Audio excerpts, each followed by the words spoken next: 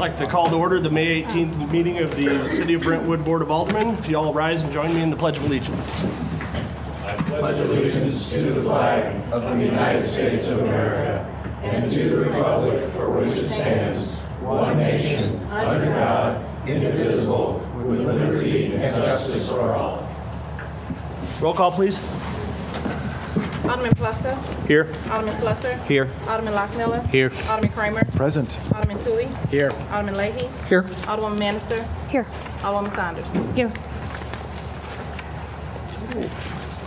Item number 3 on the agenda, approval of the agenda. Are there any adjustments to the agenda that was distributed? I have one item. I'd like to move number 12 to number 9A. It's currently listed under unfinished business. I think it'll go easier with the rest of the ordinances. Is there any discussion on that? No discussion. Any discussion? All right, by unanimous consent, number 12 will be moved to 9A. Any further adjustments to the agenda? Alderman Leahy? Your Honor, we've asked that we put Bill 5981 on the agenda Second. to go at, let's see, in the readings of the bills, it would become number 9H or I because I. we shifted down Right. one more, if that would be permissible. Okay. It's been moved and seconded that we add bill number 5981 to item 9I of the agenda. Is there any discussion? I thought Ways and Means is looking at this issue. That's still sitting in committee. And that we discussed that we would vet it in that committee and think about this more of a long-term approach and not shoot from the hip tonight on this issue.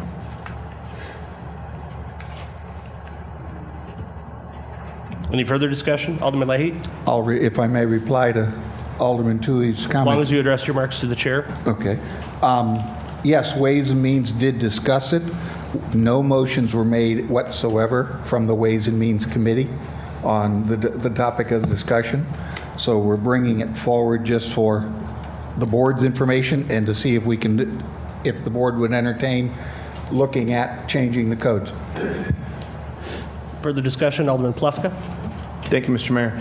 I was handed this maybe 10 minutes ago. Was this ordinance or proposed ordinance given to our city attorney prior to today? I was provided a copy sometime this morning, 10:30, 11 o'clock this morning. I have looked through it, but have not had an opportunity to give it any really full consideration. Specifically with regard to its impact or its conflict with Chapter 79? I have some questions, but again, I have not had sufficient time to really review it. You just got it earlier today? Correct. Thank you, Mr. Mayor. Any further discussion? Alderwoman Saunders? Mr. Chair, a question for Attorney Albrecht. It was my understanding that the attorney actually drafts the bill, but that's not correct? Mr. City Attorney, did you draft this bill? I did not draft the bill, no. Thank you. Any further discussion? Seeing none, it's been moved and seconded that we add bill number 5981 to item 9I on the agenda. All in favor, say aye. Aye. Opposed? Opposed? The ayes have it. Your Honor, if I may interject one thing, have copies of this bill been placed out for the public to review? I don't know the answer to that. Madam City Administrator? I did not do that. And the reason I ask is if they have not been placed out for review, it can't be read by description. The entire bill will have to be read word for word. Okay, well, I guess if we come to that point in the agenda, it's duly noted, we'll read the bill in full. All right. Thank you, Mr. City Attorney. Alderwoman Saunders?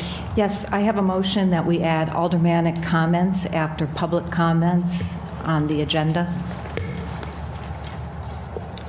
Second? It's been moved and seconded that we add, aldermanic comments? Comments from the alderman. Aldermanic comments after public comments. At which item of the agenda? After number 8, hearing of any public interest, and also after 14.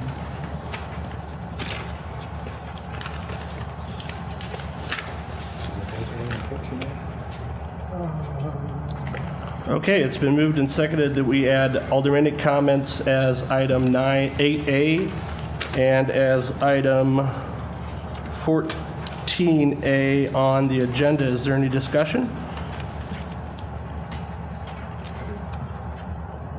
Seeing none?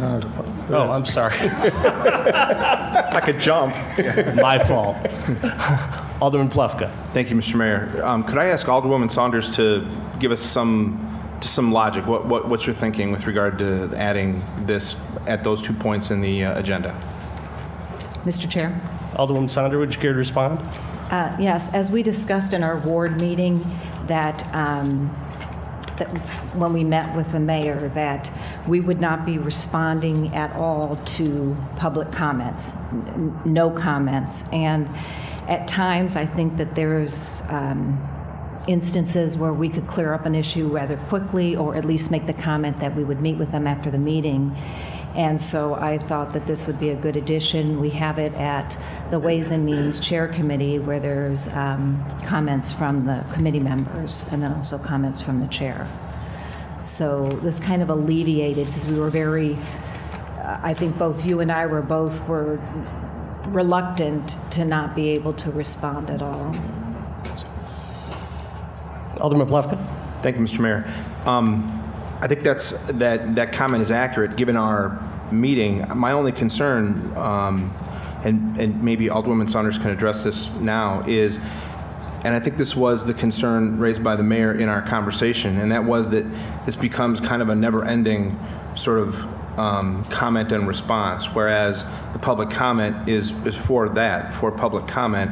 Aldermanic comment would essentially be conducted throughout the rest of the meeting. I wonder if we get to a point where we start talking about it as aldermanic response, then we get into this, to use a phrase that I'm familiar with, examination and cross-examination, and we get this sort of banter going back and forth. That's my only concern. I agree with Alderwoman Saunders that I do feel, just in the one meeting that we've had to this point, an interest in wanting to respond. And when I served on planning and zoning, it was a much freer exchange. I mean, by design, it was a much freer exchange than this is. So I understand where she's coming from. My only concern in adding those two agenda items is that I just get this sense that it's going to feel a bit never-ending at some point. Thank you, Mr. Mayor. Alderwoman Saunders. Okay. The public comments section will be closed, so there will not be back and forth. It will be closed. The aldermanic comments can be limited to the same 3 minutes.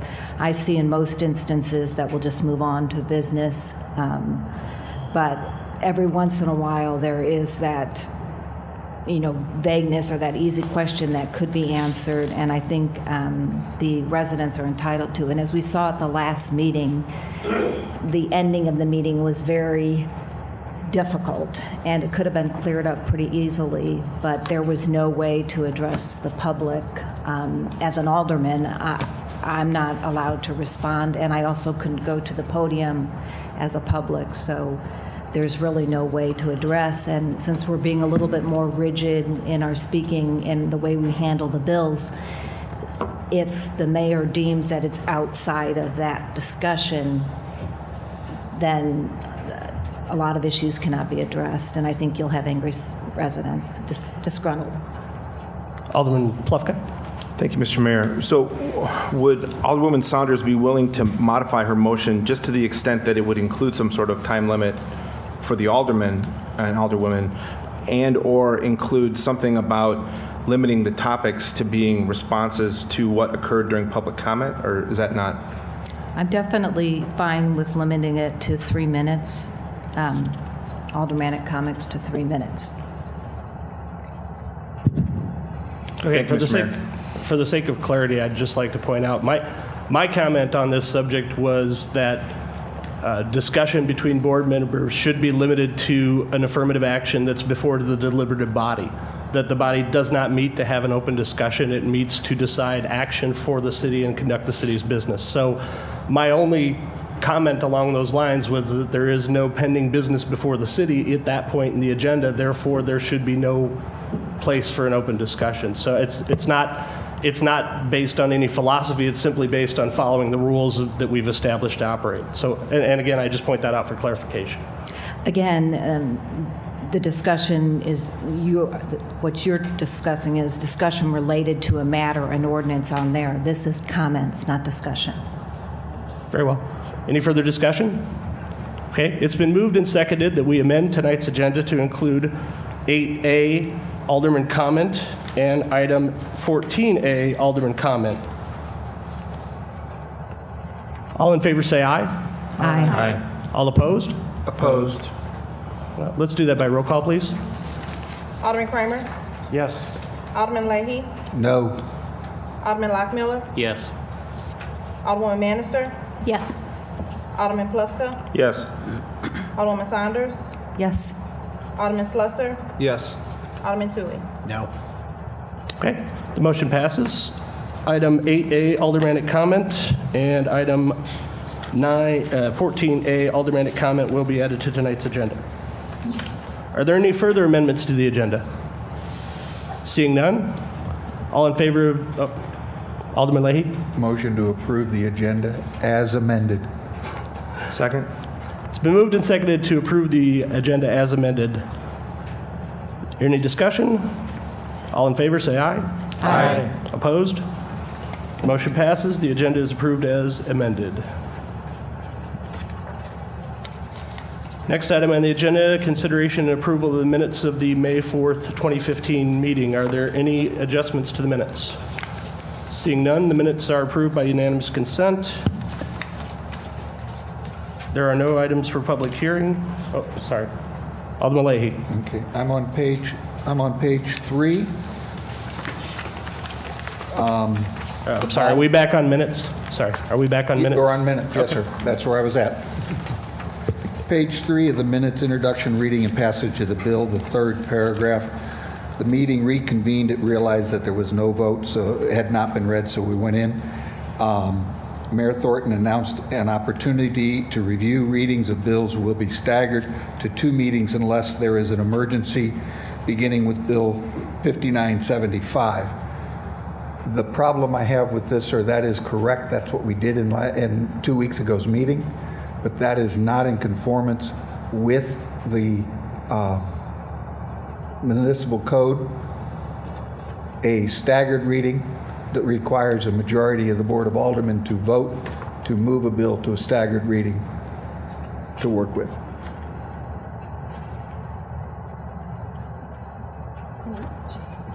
I'm not sure I understand what your comment is. My comment is that we are outside our own procedure, sir, with the way we're handling bills by automatically going to a staggered reading with no vote by the Board of Aldermen to do so. The current code, Do the minutes indicate we did that? yes, sir, you are beginning that reading of bills will be staggered to 2 meetings unless there's an emergency, beginning with Bill 5975. The minutes reflect I said that. They don't reflect that we did that. You did a first reading 2 weeks ago on that bill. You're doing your second reading this evening. You have a staggered reading, and there was no vote taken. Just pointing that out. Okay, so how would you like to amend the minutes?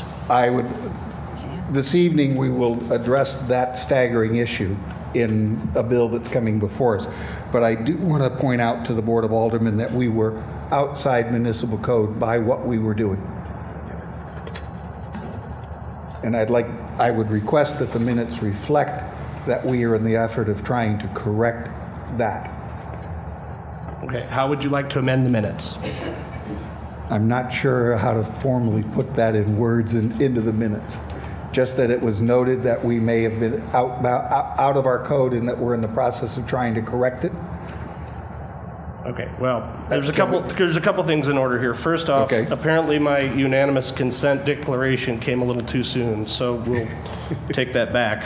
The next thing is, Alderman Leahy, why don't you prepare whatever amendments to the meeting minutes that you'd like to make and submit them in writing to the city clerk so that we can take them up at the next meeting?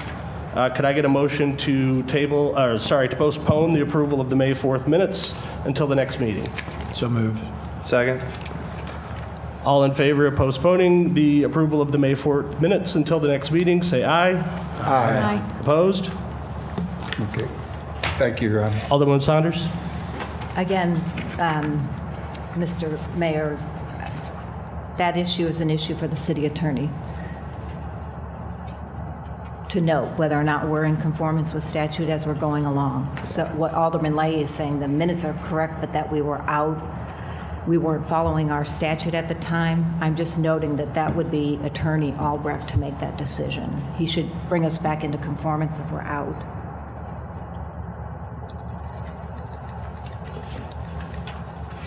Is that a motion? I'm not sure what you're doing. It's a comment. It's a comment. Okay, well, thank you. But do you understand? I mean, Alderman Leahy's point was we were not following our code. The minutes are accurate. We weren't following the code. I understand that we're in the process of approving the minutes from the previous meeting. If Alderman Leahy has amendments to the meeting minutes, he should submit them. I think that's what we decided to do. Am I correct? Any more adjustments to last month's meeting minutes? Okay, seeing none. We have no items for presentation, no items for public hearing. Bids. Item 7A, Madam City Administrator, bid selection for whistleblower fraud hotline. Thank you, Mr. Mayor.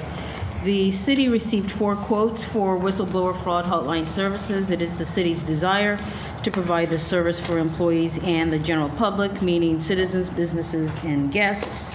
The first quote was from In Touch. They are offering to provide this service for up to 8,500 stakeholders for online and phone service. First year cost is $1,150. The second quote was from Lighthouse Services, Inc. Also, they're wanting to provide this service for 8,500 stakeholders for the first year. This is both online and phone for $1,125.05. The third quote with 2 fee structures is from Navex Global. The first fee structure is for a group of 107 stakeholders, which would be employees only for both online and phone. Total first year fee is $4,038. The second fee structure is for a group of stakeholders up to 8,500. Total first-year fee for both online and phone is $13,032.60. The fourth quote was from Ethical Advocate, and they provided 3 fee structures. The first fee structure is for a stakeholder group of 107 employees for phone and online access. Total first-year fee is $1,500. The second fee structure is to provide employees only with online and phone access, plus online only for 8,500 stakeholders. Total first-year fee is $2,000. And the third fee structure is for employees only, online and phone, plus online and phone for the public. Total first-year fee is $3,000. By a unanimous vote of the Ways and Means Committee, the recommendation to the Board of Aldermen is to award this service to Lighthouse Services, Inc., based on lowest and best bid.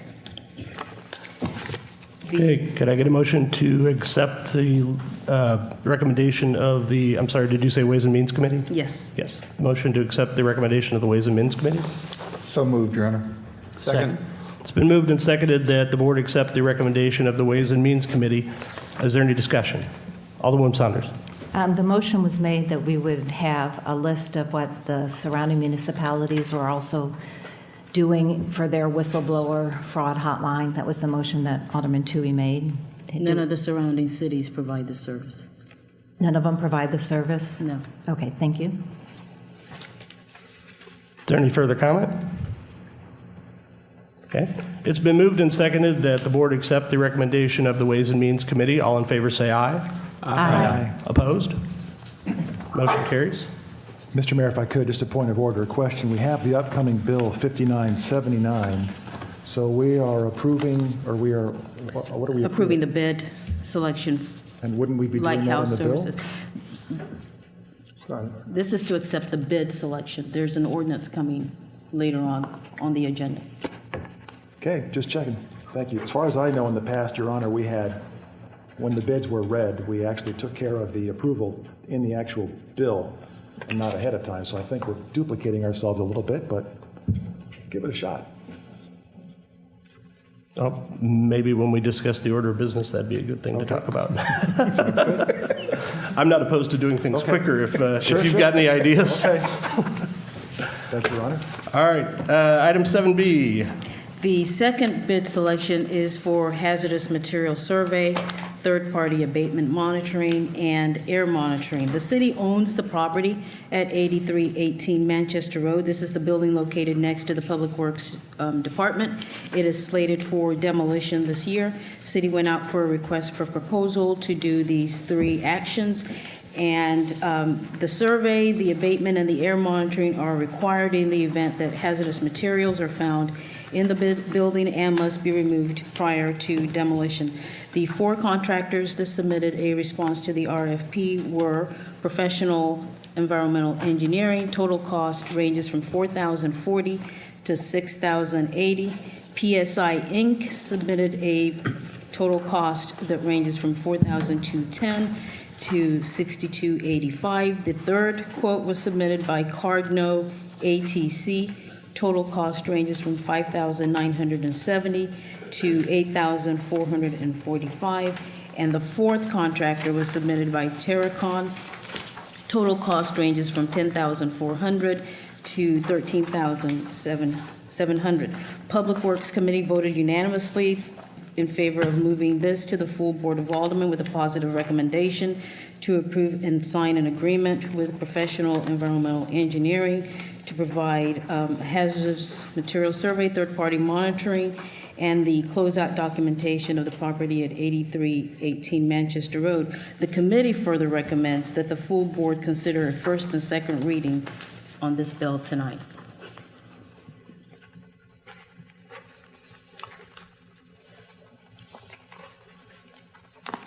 Okay.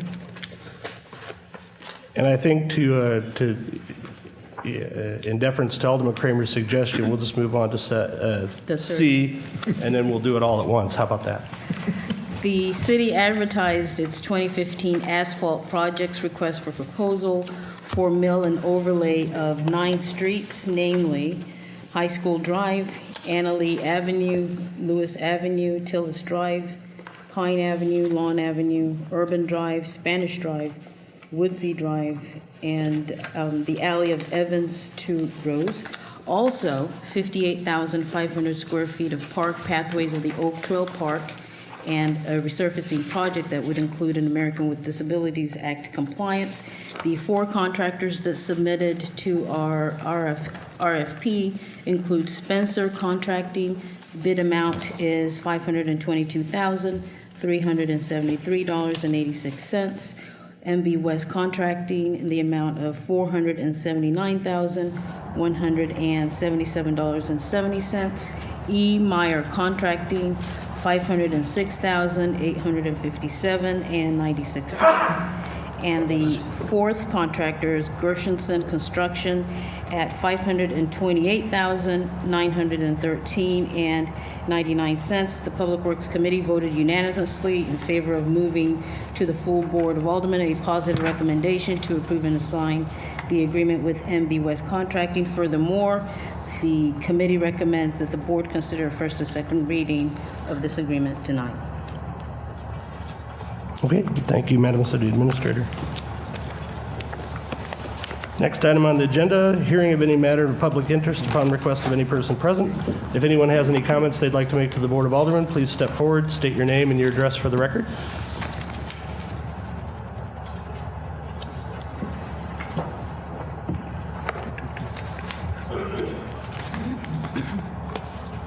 Denise Sebbing, 2612 Porter. And first of all, before we get started, I'd like to hand out some pictures that they say a picture says 1,000 words, and I think that's appropriate. So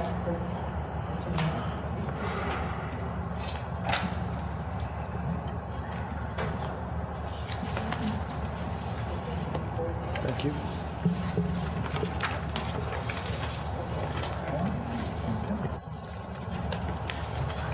what I've just shared with you are pictures of 3 of the properties within a block of my home along Manchester. You can see that all three of these properties need a lot of help and a lot of work. We have codes that require that property owners take care of their properties, and there's others. I know, Mayor Thornton, you and your wife have put a lot of money and time into trying to prepare the property by your location where you're building your new building. I know a lot of other property owners have done the same thing. These three properties aren't. And I'd like to bring it to someone's attention. This isn't my job to bring these kind of code enforcement things to the city Board of Aldermen. But this is the second and third year in a row that I've had to do so. These properties are within a building or two from our public works. And not that I expect our public works people to do this, that's not their job. But it's not my job to kind of bring this all the time. These are things that need to be addressed. This grass is over 2 foot tall. It didn't just get that way in the last week or two. I know we've had rain. So I'm bringing it to the board to ask the city employees who are responsible for code enforcement to do their job, to enforce these codes. It's not fair to the residents. It looks horrible for people passing through our community on the Manchester corridor. And it's not fair to the other businesses that are investing time and money to keep their properties up. So I ask that the city address that, and I'd like to know who might be getting back to me on that. Manchester Road, we did have a water leak. The city was able to reach out and talk to the water company. They did repair it, but there's dips, and I think, Mr. Kramer, you had mentioned that, you know, there's some disparity between Hanley and Brentwood, and thank you for doing that.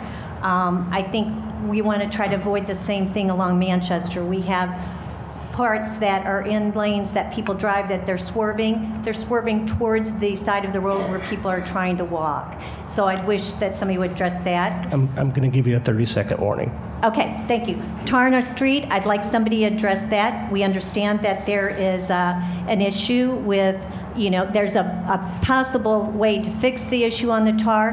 I think it should be addressed. I'd ask that the city administrator try to work with the contractors to try to dissolve the tar and try to remove it. Why not try to fix things? I think not doing so is taking the lazy way. And then finally, I would ask that Mr. Leahy, if you could produce the email that you said that my husband said that he didn't want you to respond to some of our issues. If you could do that, I'd appreciate it. I've asked for several times. So thank you. On a good note, I will say thank you to the Public Works for the flowers at Oak Creek Park. They look very nice.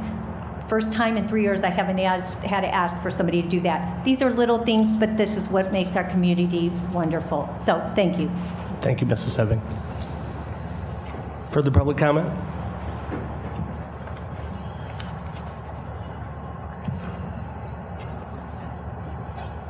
Thank you, Mr. Mayor. David Dimmitt, 9104 Pine. I stand to address this board on the topic of the mayor's nominations for the 3 or 4 committees at the last Board of Aldermen meeting. At that time, as you will remember, five no votes were produced, and unfortunately, none of those no votes expressed their reasons for the no votes. When I was put on planning and zoning 8 or 9 years ago, one of the very first things that the then chairman told me to do is, first and foremost, if I was going to vote no on something, it's incumbent upon me to tell why I was going to vote no. I'm going to chalk that up just simply, there's a new procedure, wasn't sure when you were supposed to do it. Hopefully tonight, if this matter is brought back up, and if you do have a no vote, you'll let us know why you're voting no. More disconcerting, I guess, for me is after the meeting, I spoke with some of the people who cast the no votes, and what I kept hearing was that the mayor's nominations had lack of experience to be a chair of a committee. And I thought about that for a while, and here's why I thought it was disconcerting. A little more than a month ago, when we were voting on a mayor, we had 3 candidates to choose. We had Mr. Toohey, Mr. Thornton, and Mr. Wilson. Thank you. All 3 very worthy candidates. And while I wasn't in the voting place with the 5 people who cast the 5 no votes, I'm 99% certain that all 5 of you were supportive of Mr. Wilson, the individual who had no experience. And that was over Mr. Toohey, who had experience. So, again, the mayor is essentially chairman of the Board of Aldermen. So when it comes time to elect or support someone as chair of the Board of Aldermen, you don't need experience. That's what you said. But now, all of a sudden, when it comes time for these standing committees to appoint the chairs, experience is what matters to you. I don't understand the inconsistency. To me, it's inconsistent at best. It's disingenuous at worst. So I have two requests for you tonight. Number one, when it comes back up, if you do cast a no vote, please state your reason. And number two, if the reason is, again, lack of experience on the part of Mr. Lockmuller, Mr. Slusser, Mr. Plufka, would you please reconcile that with your support for someone for chairman of the Board of Aldermen who had no experience? Thank you. Thank you, Mr. Dimmitt. Any further public comment?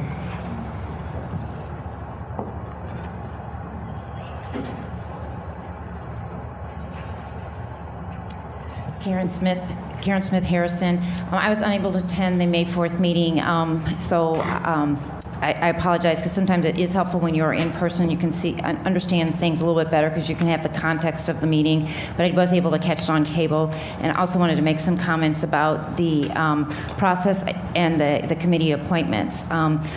It looked like there were two proposed versions for committee appointments, but there was a little explanation or rationale given on either side that I could see.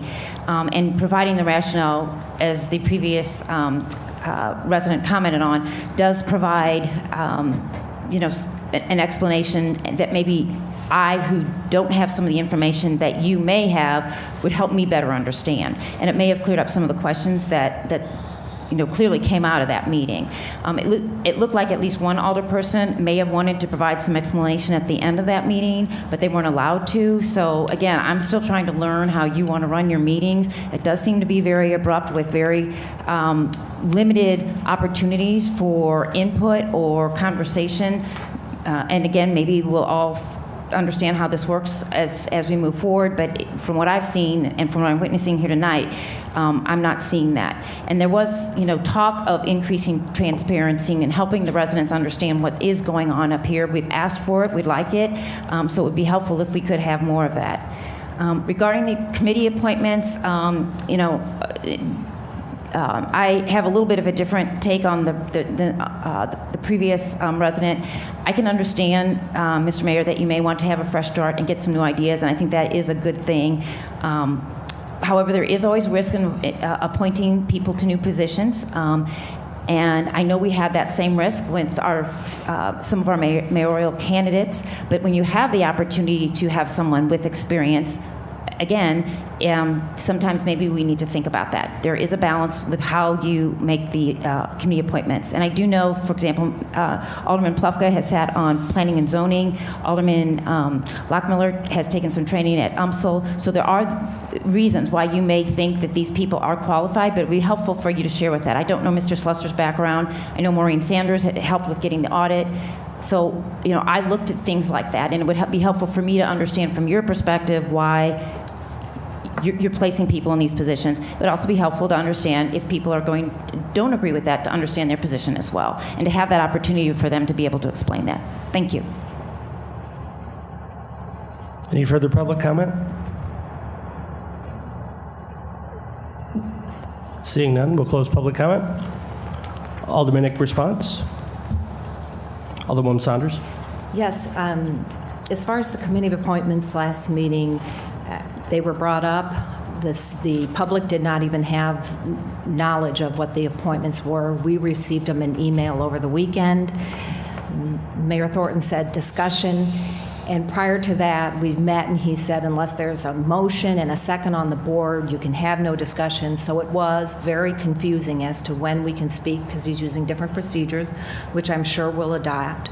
At the end, it was made clear by a resident that the public didn't know what was going on, and I tried to make every effort to explain that, but was not allowed to speak. And I even offered to make a motion if I could get a supermajority, and that is permissible under Robert's Rules of Orders to speak, so that I could explain. I later then explained at Ways and Means meetings and other meetings that I did not feel that a new alderman should be chairing the committee because especially in some instances where the aldermen have not ever attended a committee meeting until after they've been elected.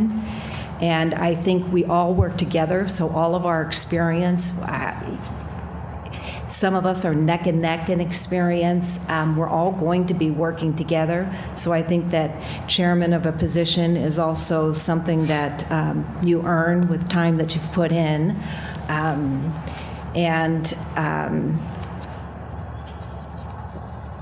But it also, it doesn't say mayor, the code doesn't say the mayor makes the appointment.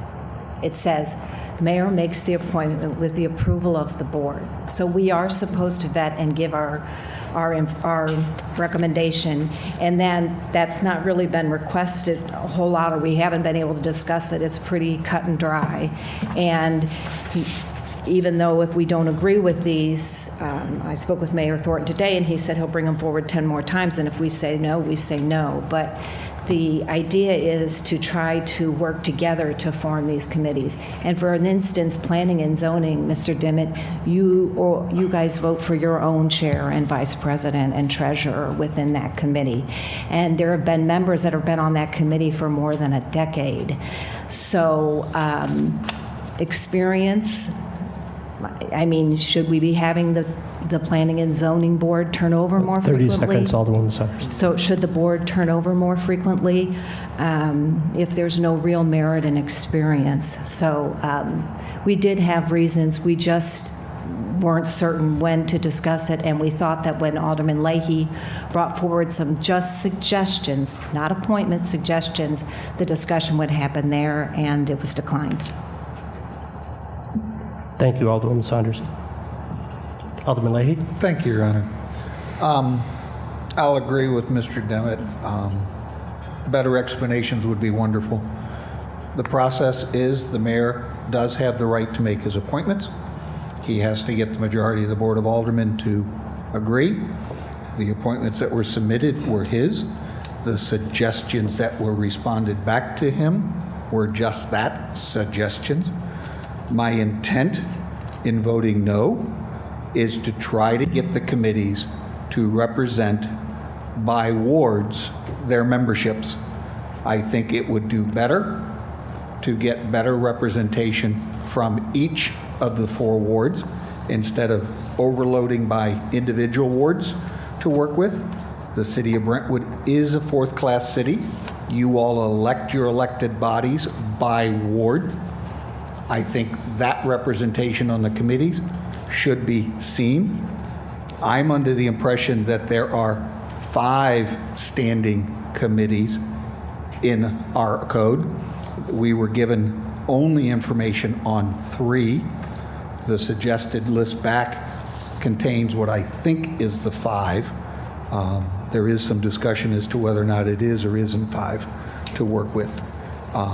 Thus, based on what was there, I voted no. Thank you, Your Honor. Thank you, Alderman Leahy. Alderman Kramer. Yes, Your Honor, if I could. Just wanted to touch base on something that we mentioned, I think, at the Ways and Means Committee meeting regarding explanation of votes. In Robert's Rules of Order, explanation during the voting time is actually not allowed. Ideally, during the discussion areas around the items of business, we would perhaps give some indication through our questioning or through our intent what our feelings are about a certain motion or bill. But just to be clear, when we're actually taking the roll call vote, we're not allowed to actually give an explanation of our vote. Secondarily, some long time ago, we were very fortunate to start this synopsis procedure, explanation in layman's terms for our residents.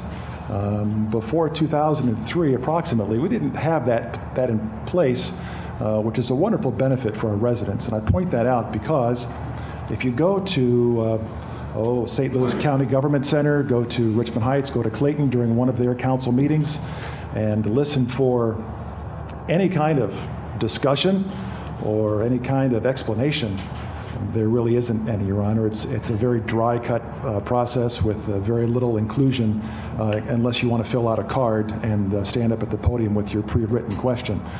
So I'm just passing along that Brentwood really is I guess, a progressive city in the area of communication. And I look forward to our process with our new mayor evolving, and perhaps we'll have some more discussion around the items of business. Thank you. Thank you, Alderman Kramer. Any further Alderman response? Seeing none, we'll close it. Next item on the agenda is item 9A, which is now bill number 5975. Yep. I believe City Administrator Akande has, City Attorney Albrecht has some information for the board on that one. I'm sorry, Your Honor, you're referencing bill number 5980? 5975. 75. It's under unfinished business. Oh, okay. We've moved it on the agenda. My recollection at the last meeting was there was a specific motion for a first reading only of that bill, which I'm sorry. This one actually is for City Administrator Akande. I'm sorry. I got them mixed up. My fault. We did have a first reading at the May 4th meeting. This is the second reading. We are attempting to codify an existing practice. With the turnover in staff, we were recently made aware that we were charging two contractors licensing fee, and this was a fee that had never been charged before. This ordinance will grant an exemption for businesses with contractors who have an existing business license within the city, so that they would not be required to pay another licensing fee for their contractor's license. Can we get a second reading of that, please? I believe we need a motion for the second reading. Actually, the reading's administrative, so we can just move straight into reading it into the record. Second reading, bill number 5975 by title only, an ordinance amending section 500.140 of the Code of Ordinances of the City of Brentwood, Missouri, by repealing section 500.140 as it relates to contractors licensing and adopting a new section 500.140, providing for the current maintenance of this code, providing for the repeal of all conflicting ordinances, and providing for the effective date of this ordinance. Okay, can we have a synopsis, please? Yes, Your Honor. This is Bill number 5975. As amended, the Contractor's License Bill covers an ordinance amending Section 500.140 of the Municipal Code of the City of Brentwood, and that's to clarify that contractors with an existing business license from the City of Brentwood are exempt from paying the contractor's licensing fee. This requirement has not historically been applied to contractors within the City of Brentwood. The proposed amendment would clarify that requirement. Two Brentwood contractors, as has been mentioned, have been charged the license fee this year. If the amendment is approved, the fees will be reimbursed to the contractors. Once again, bill number 5975, amended. Okay, could I have a motion, please? Motion to perfect Bill 5975 as amended into ordinance form. Second. It's been moved and seconded that we perfect bill number 5975 into ordinance form. Is there any discussion? Seeing none. All in favor say aye. Aye. Opposed? Your Honor, we do need a roll call vote. Oh, that's for the right. You're right. ordinance. Ordinance. Thank you, Mr. City Attorney. Roll call, please. Alderman Kramer? Yes. Alderman Leahy? Yes. Alderman Lockmiller? Yes. Alderman Manister? Yes. Alderman Plufka? Yes. Alderman Saunders? Yes. Alderman Slusser? Yes. Alderman Tui? Yes. Bill number 5975 is now ordinance number 4631. Next item on the agenda is bill number 5976, and I believe we're going to do first and second reading. Am I correct? Correct. So first reading, please, Mr. City Administrator. First reading, bill number 5976 by title only, an ordinance authorizing the mayor and/or city administrator to enter into and execute a service agreement with the Regis Commission and providing for the effective date of this ordinance. A synopsis, please. Yes, Your Honor. Bill 5976, the first and second reading, the May 18th, 2014 Board of Aldermen meeting. It's a request to enter into an intergovernmental agreement that services with Regis for desktop support and network services. The bill is for an ordinance approving an intergovernmental service agreement between the City of Brentwood and Regis for desktop support and network services. The support will assist in ongoing implementation of the IT strategic plan. Additionally, the services provided a backup level of support for planning of the IT manager should an emergency arise. The Ways and Means Committee members voted unanimously in recommending the Regis Services Agreement to be forwarded to the full Board of Aldermen for their consideration. Due to the cancellation of the April Ways and Means Committee meeting and the pending expiration of the proposed Regis agreement, the committee also recommends first and second readings be addressed at tonight's meeting, Bill number 5976. And I believe City Administrator Conde has information for the board on this. This agreement will provide the city a discounted rate to have Regis provide this support services. At present, Regis provides support services for public safety, police and fire, and the municipal court. This will allow the other city departments to utilize the service. We have an IT department of one. Therefore, in the absence of that individual, we will have backup services for the entire city. Also, this would augment desktop support services and help the IT manager better manage her workload. Are there any questions for the City Administrator? Seeing none, second reading, please. Second reading, Bill number 5976 by title only, an ordinance authorizing the mayor and/or city administrator to enter into and execute a service agreement with the Regis Commission and providing for the effective date of this ordinance. Could I have a motion, please? Motion to prefix Bill 5977 into ordinance form. Second, Your Honor. Okay, it's 5976. All right. It's been moved and seconded that we perfect Bill number 5976 into ordinance form. Is there any discussion? Seeing none, roll call, please.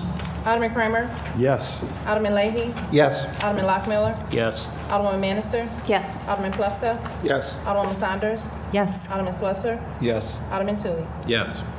Bill number 5976 is now ordinance number 4632. Next item on the agenda is 9C, Bill number 5977. Mr. City Attorney, first reading, please. First reading, Bill number 5977 by title only, an ordinance authorizing the mayor and/or city administrator to enter into and execute an agreement on behalf of the city of Brentwood, Missouri with Professional Environmental Engineers, Inc., and providing for the effective date of this ordinance. Synopsis, please.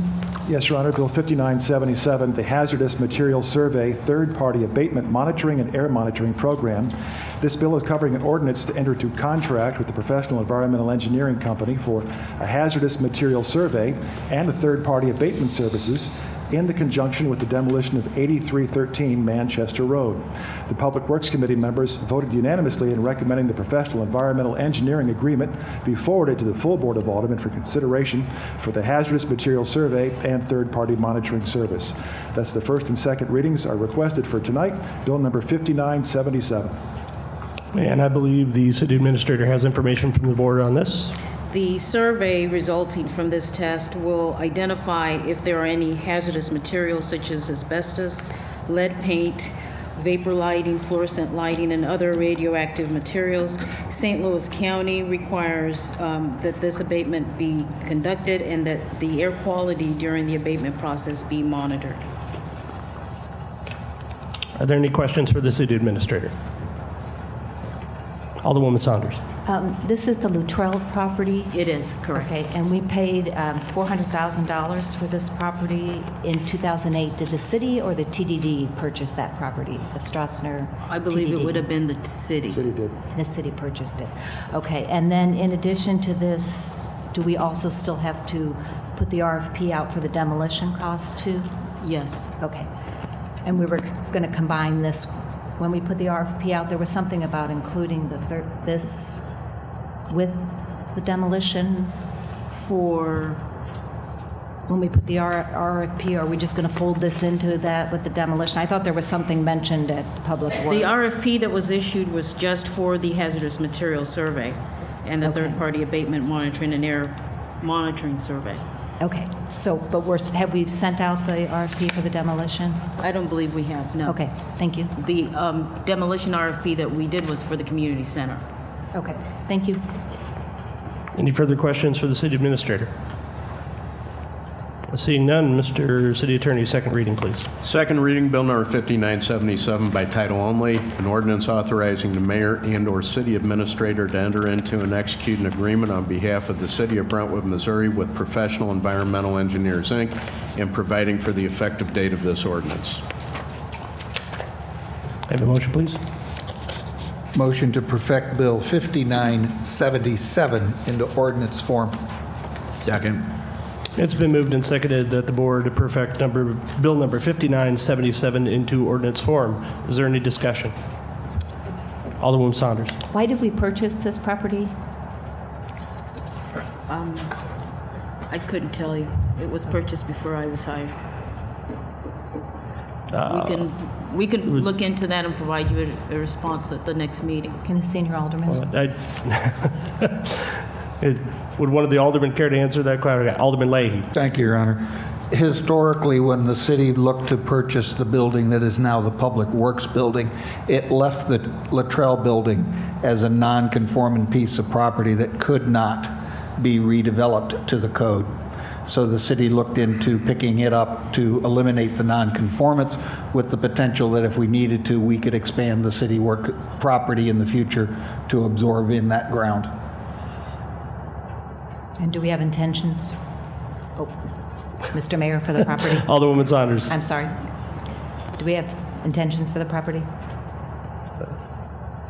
Madam City Administrator. Yes, we do have intentions for the property. We're looking at a number of consolidation efforts, and once we've had further discussion on that, we'll be bringing that back to the committee, Public Works. Thank you. Any further discussion on this bill? Seeing none, roll call, please. Alderman Kramer? Yes. Alderman Leahy? Yes. Alderman Lockmiller? Yes. Alderman Bannister? Yes. Alderman Plufka? Yes. Alderwoman Saunders? Yes. Alderman Slusser? Yes. Alderman Tui. Yes. Bill number 5977 is now ordinance number 4633. The next item on the agenda is Bill number 5978. Mr. City Administrator, first reading, please. First reading Bill number 5978 by title only, an ordinance of the City of Brentwood, Missouri authorizing the mayor and/or city administrator to enter into and execute an agreement between the City of Brentwood, Missouri and MB West Contracting and providing for the effective date of this ordinance. Synopsis, please. Yes, Your Honor. Bill number 5978, first and second readings for tonight's meeting. The city's full year and fiscal year 2015 asphalt projects, 9 streets and 1 alley, and 58,500 square feet of Oak Trail Park pathways resurfacing, and as well as the ADA compliance associated. The bill is for an ordinance approving a contract with NB West Contracting, that for completion of the city's full year, fiscal year 2015 asphalt projects, and 58,500 square feet of Oak Trail Park pathways.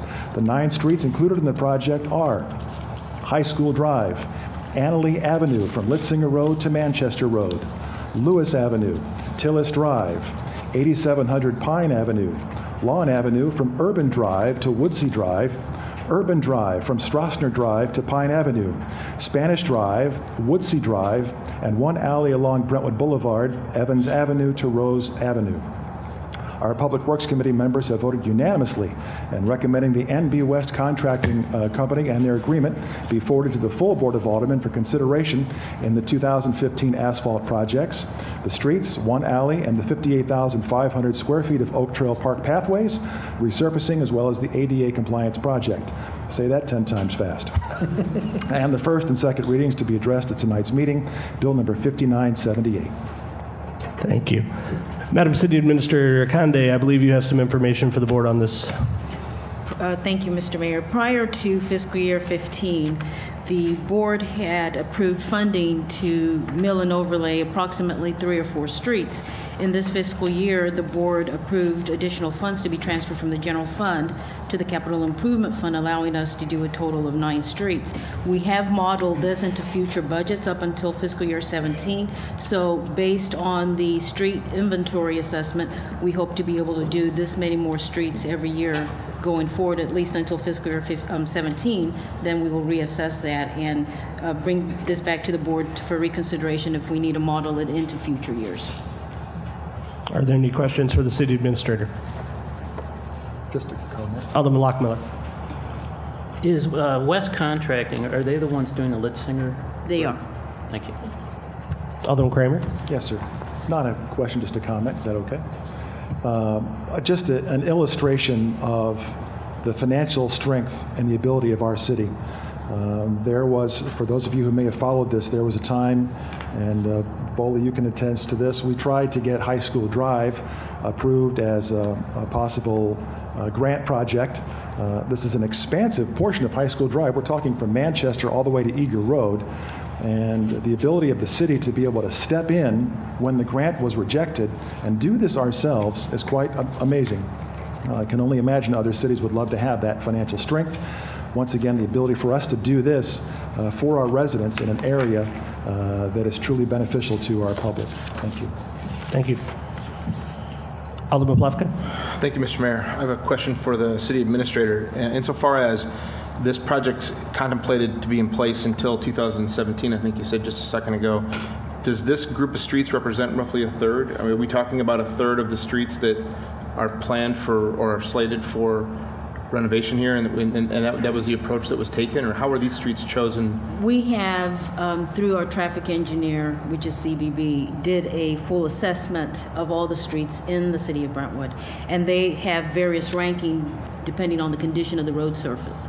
So every year, Jim Nommenson, the Public Works Superintendent, reviews each one of the assessments, goes out and looks at the condition of the roadway, and then based on that, there's a priority list that's generated from that inventory assessment report, and that's how we determine which streets have gotten worse based on the initial assessment, and then we fund it. So this represents a total list of all the streets within the city of Brentwood. And so, do I understand what you said correctly, that the only consideration was the condition of the street, not its location within the city? No. But we try to be fair so that each year there's a representation from each ward. Thank you. Thank you, Mr. Chairman. Any further Mr. Mayor. questions? Alderman Lockmiller. I noticed when I was driving in my ward, some of the concrete curbs are marked. Do we do the concrete curbs? Repair Yep. before this is done? Right, we do. It's part of this project. If it's an asphalt curb, do they do that, or is that our responsibility?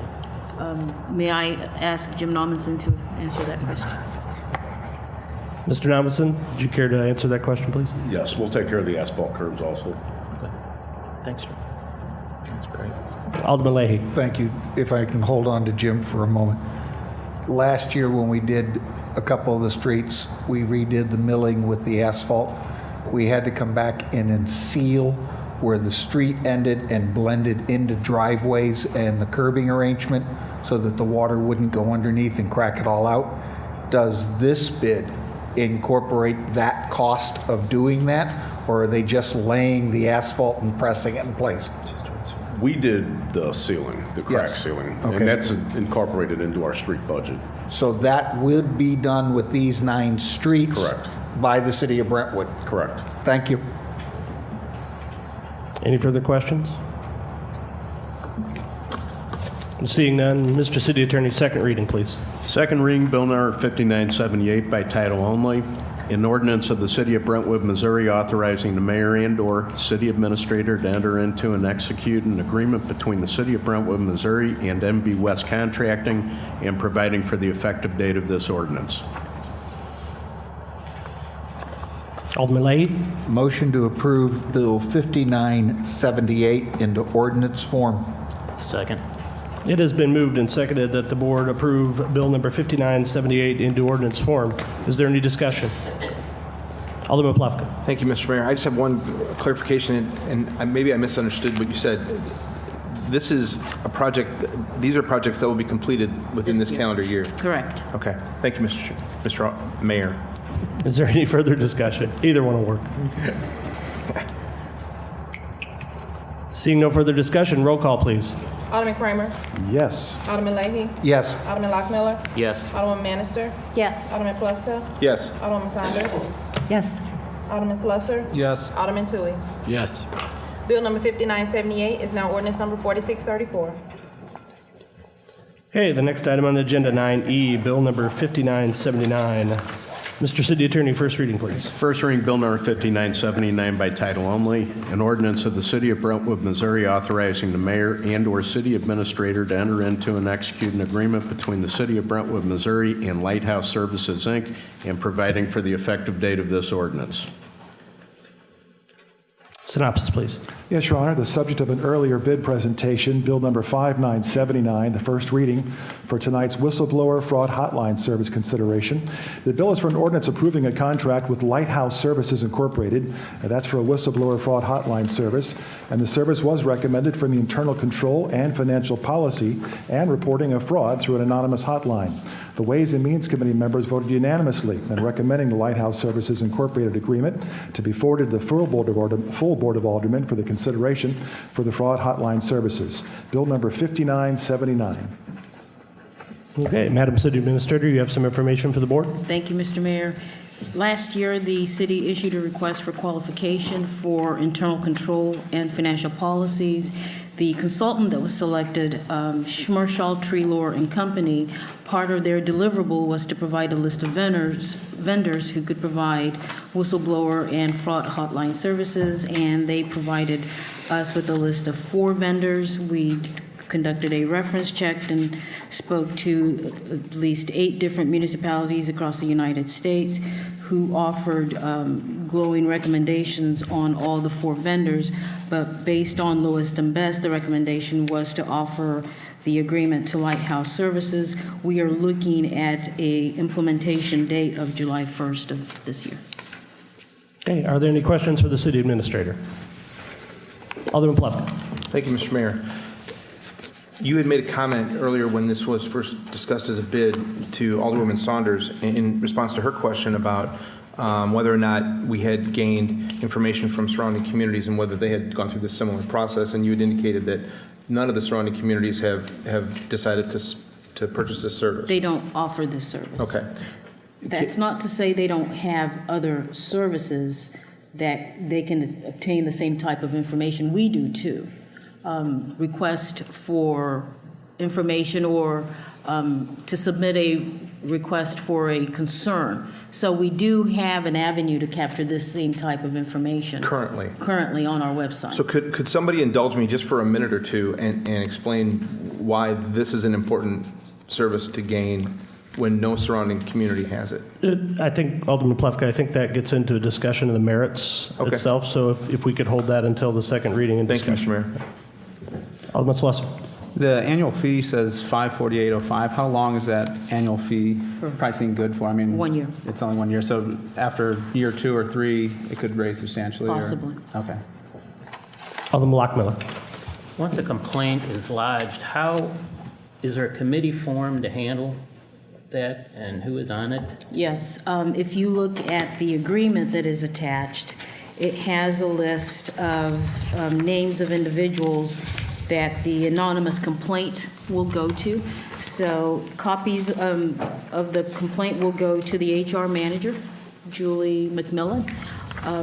Also, it will go to members of the committee, include the Assistant City Administrator, Justin Wise, the Finance Director, Gina Jarvis. I believe those are the 3. The detailed summary of the complaint, once it's been investigated and a response has been provided to the individual who submitted the claim, will then go to the city administrator with an executive summary of those complaints going to the entire board. Thank you. Are there any further questions for the City Administrator? Okay, seeing none, and we're just doing a first reading tonight, am I correct? Correct. Your Honor, if I could suggest, it might be best to make a formal motion to continue the second reading to the next meeting until we've resolved the... Oh, yes, sorry. Thank you. Well, I'm the chairman, so I'm not going to make it. I'll make a motion to do first and second reading this evening per the code. Okay. Alderman Leahy has moved that we do the first and second reading of this bill. It's been seconded. Is there any objection? Seeing none, by unanimous consent, we'll do the second reading. Mr. Albrecht. Second reading, Bill Number 5979 by title only, an ordinance of the City of Brentwood, Missouri, authorizing the mayor and/or city administrator to enter into and execute an agreement between the City of Brentwood, Missouri, and Lighthouse Services, Inc., and providing for the effective date of this ordinance.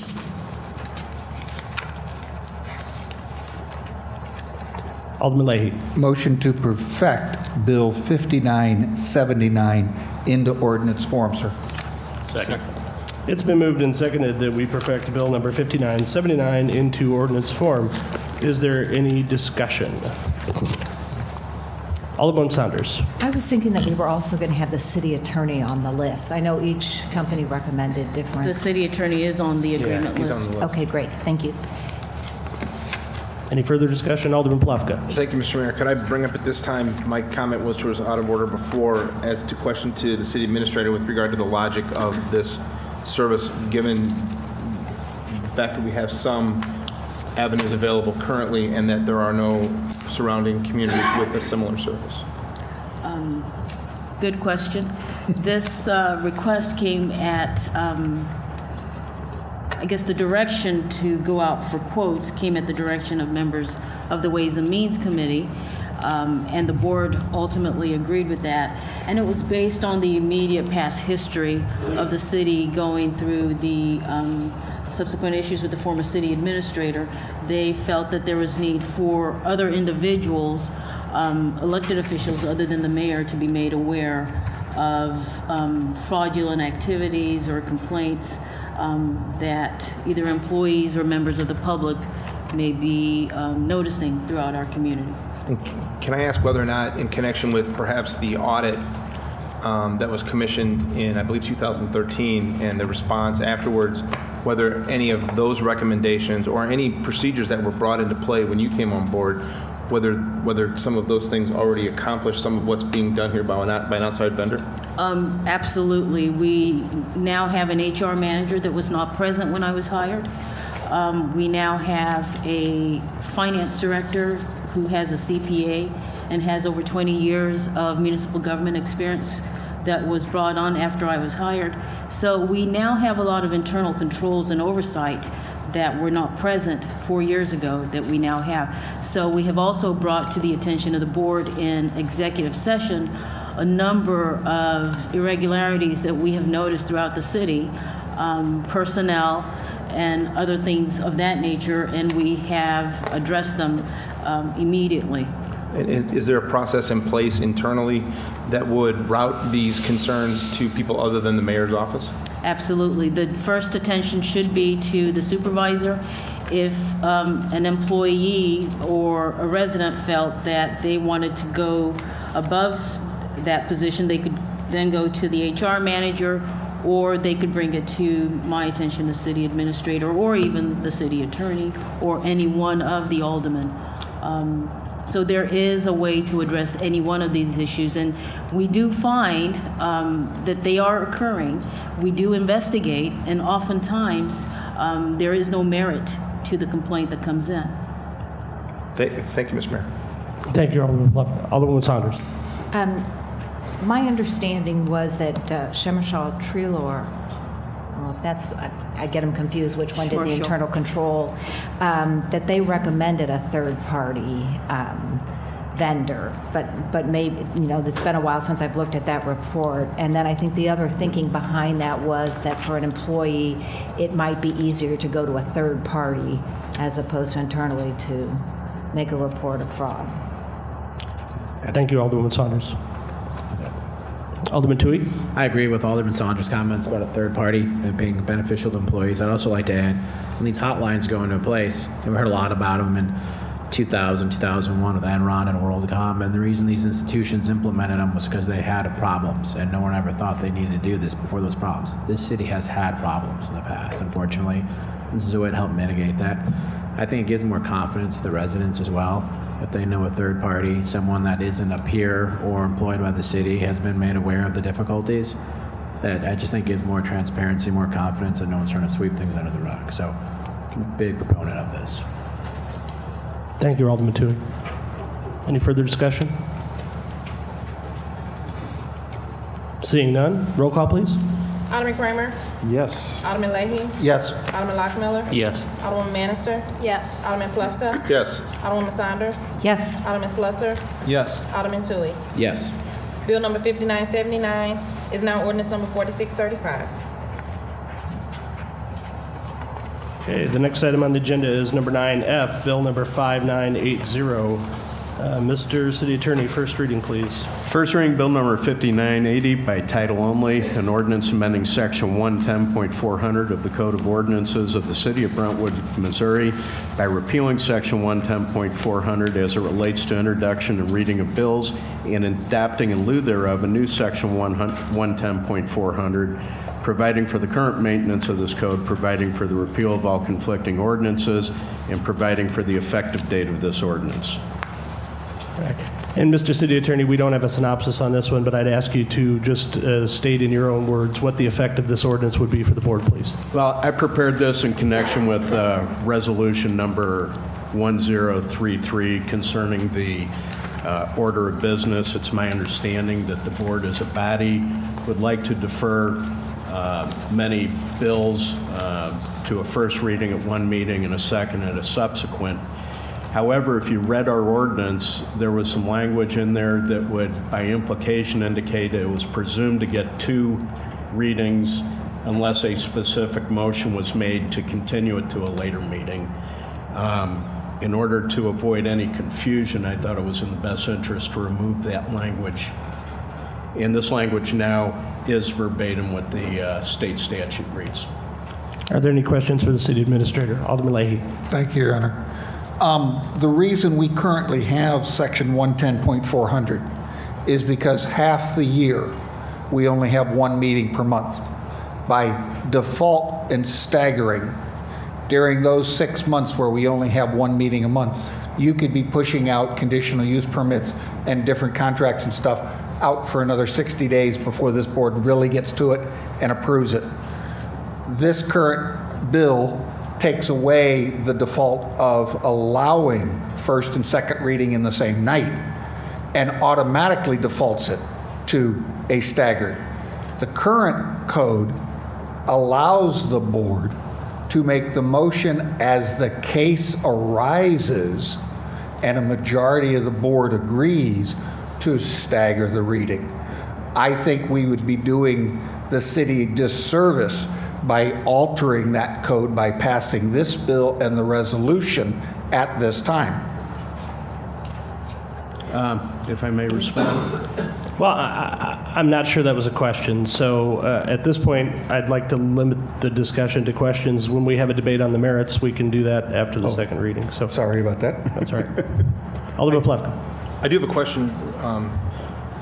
Insofar as the language indicates that both readings may occur at a single meeting, how is that triggered? That is up to the board. If the board chooses to do both readings at a meeting, you are permitted by state statute to do that. Right, but my question is, could it be done by simple acclamation? Does that have to be done by a motion? It's not really expressed within this language in the ordinance as to how we would collectively make a decision to say, well, yeah, let's try to consider this tonight. I think it would be best done by a motion for a first and a second reading. So in other words, similar to the language that we redacted out of this, just reversed. I'm not sure I fully understand your question, but let me explain it this way. The state statute authorizes two readings, okay? But it doesn't require two readings. The board has the authority in their discretion to perform two readings. The ordinance as it is currently read would indicate that you're mandated by our ordinance to do both readings unless a specific motion is made to only do one. Now, as far as the resolution of the order of business, within that administrative resolution, there are provisions in there for bills that could be placed on for one reading, bills placed on for two readings, and bills placed on for a second reading only, which, when the board accepts its agenda at each meeting, would authorize that. Yeah, I just want to clarify that, as the city administrator pointed out, he drafted this in conjunction with or Resolution 1033, which, if you'll notice, and I don't want to get ahead by any means, but when we come to 1033, you'll notice there are three sections where ordinances are done, and the idea is that by putting them on the agenda in the place that we think it makes the most sense, and then the board approving that agenda at each meeting, we can very quickly move forward with ones that need first and second to be addressed in the same meeting, and also stagger But this removes the language that would put us to the point where we're doing 2 readings at the same meeting by default. So both readings that may occur at a single meeting would be decided in the agenda decision process, not in the discussion while it's up for discussion. Anybody on the board can always make a motion to move it. Yeah, or they can, at some point in the order of business, make a motion to do differently as we've done tonight. Thank you. Thank you. Alderwoman Saunders. Yes, I think my concern was the same as Alderman Plufka, and it only has to deal with, and if that's how we handle it, but it's the sentence that says both readings may occur at a single meeting of the Board of Aldermen. I think what we're used to seeing after that is by board of approval or a vote of the board.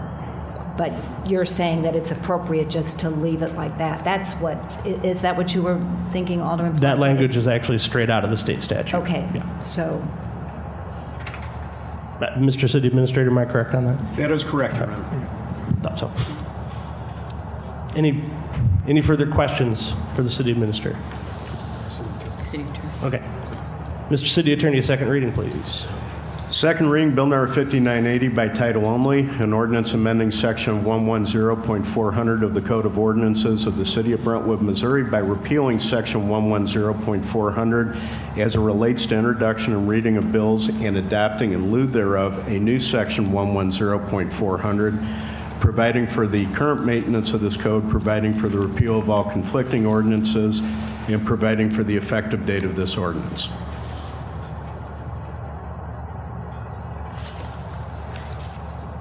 Can I have a motion, please? I move to perfect 5982 an ordinance. Second. It's been moved and seconded that we perfect Bill number 5980 into ordinance form. Is there any discussion? Alderman Leahy. Thank you, Your Honor, and I apologize for being out of order arrangement. Not at all. Historical to run with for the board's benefit, in the past 14 years, we've had one bill that was requested to go to staggered reading, and a majority of the board at that time declined staggering it. So we've done everything else in the last 14 years that I've been on the board with a first and second reading. Historically, what I have found as an alderman, I get very little comments from the residents on a specific bill that would justify delaying and stretching the process out. We have had some real doozies that have been community sensitive, but while everybody is here that night, we do the city's business instead of dragging it out. I am more comfortable with leaving the code as it is and always allowing the alderman to bring forward, I'd like to make bill blah, blah, blah, staggered and working it through, than changing the code as this is being presented. Thank you, Your Honor. Further discussion? Alderman Plufka? Thank you, Mr. Mayor. I'm not at all comfortable with that. I believe that as a deliberative body, we are not living up to our basic tenet when we consider for the first and only time and vote on to resolution an ordinance within the boundaries of one meeting. I don't think it allows for enough public comment. I don't think it allows for enough public participation. I don't believe that it's transparent enough, to use a word that I used a lot during the campaign. I don't believe that we are doing a service to the city of Brentwood. We are not a city, financially or otherwise, that needs to act quickly for the sake of acting. I don't believe that we would be delaying half our year. If I read the calendar correctly, I think we only have single meetings during the summer months, not during 6 months of the year. Now, I might be wrong about that, but that's what I understood to be the case. But beyond that, I believe, it's sort of the flip side of the same coin. We can easily, with this ordinance, by placing it within the agenda at the appropriate place, we can consider the less contentious or the bills and ordinances that are going to draw discussion or draw response from the city. We can certainly take those that aren't necessarily going to draw much in the way of response and move those to a first and second reading, as number 12 suggests in Resolution 1033. So we can still accomplish that and work with a certain amount of speed. I like the default setting to be that we are actually separating this out and giving everyone, myself included, an opportunity to sit with some of these bills and some of these ordinance changes to kind of get a sense of how I feel about them, to listen to conversations and discussions. I think that Alderwoman Saunders and I had a couple of conversations in which I know she lamented the fact that she really didn't get a chance to get a full width and breadth of discussion going about a certain ordinance or a certain bill that was being introduced, and would have appreciated an alternative point of view expressed by one of the other aldermen, and getting a chance to consider that in making her ultimate decision. I feel exactly the same way, and I would encourage my fellow alderwomen and aldermen and alderwomen to consider passage of Bill 5980. Thank you. Thank you, Alderman Plufka. Alderwoman Saunders. I'm in complete agreement with Alderman Plufka. And the other thing, too, is it allows us, a lot of times we find that we have to amend the bill, or there's a little tweak, something that's wrong. And with the number of bills and contracts that come before us, it gives us that second glance, and we can make the changes. So I think we should support this bill. Is there any further discussion? Seeing none, roll call, please. Alderman Kramer? Yes. Alderman Leahy? No. Alderman Lockmiller? Yes. Alderman Bannister? Yes. Alderman Plufka? Yes. Alderwoman Saunders? Yes. Alderman Slusser? Yes. Alderman Tully? Yes. Bill number 5980 is now on ordinance number 4636. Okay, next item on the agenda, 9G, Resolution 1032. Your Honor, I believe we have bill number 5981, which Oh, was I'm sorry. added. Yeah, but we put that down at I. Okay, that's fine. That was the motion, I'm sorry. If there's no objection, we're going to continue in order. All right. No objection. Very good. G, 1032. Resolution, Would you like me to? yes, synopsis, please. Yes, Your Honor. Resolution number 1032. This is the resolution to adopt the all-hazard mitigation plan. This resolution is to adopt the St. Louis Regional All-Hazard Mitigation Plan 2015 through 2020. It was updated this year. The Federal Emergency Management Agency, FEMA, requires local governments and school districts to adopt the updated plan by resolution of the governing body every 5 years.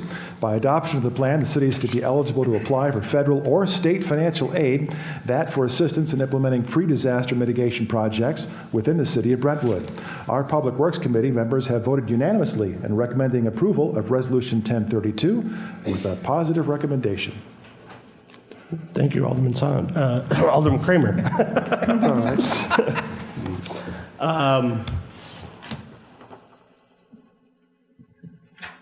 Motion. I'm sorry. I got lost for a second. Madam City Administrator, I believe you have information for the board on this resolution. Thank you. The city staff attended one of 12 public workshops that was hosted by East West Gateway to gather input to develop this plan.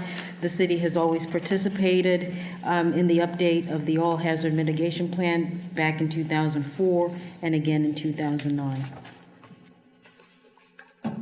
Is there any discussion? Sorry. Can I get a motion, please? Motion for the board to adopt Resolution 1032. Second. It's been moved and seconded that the board adopt resolution number 1032. Is there any discussion? Seeing none, roll call, please. Alderman Kramer? Yes. Alderman Leahy? Yes. Alderman Lockmiller? Yes. Alderman Bannister? Yes. Alderman Plufka? Yes. Alderwoman Saunders? Yes. Alderman Slusser? Yes. Alderman Tully? Yes. Okay, the resolution is passed unanimously. Next item on the agenda is 9H, resolution number 1033. Alderman Kramer, synopsis, please. Yes, Your Honor. The resolution to adopt the order of business and regular meetings for the Board of Aldermen in the City of Brentwood. This resolution establishes just that for regular meetings of the Board of Aldermen, and it may receive a positive recommendation. City Attorney Albrecht, do you have information for the board on this topic? Yes, Your Honor. Actually, do you have a copy of the resolution?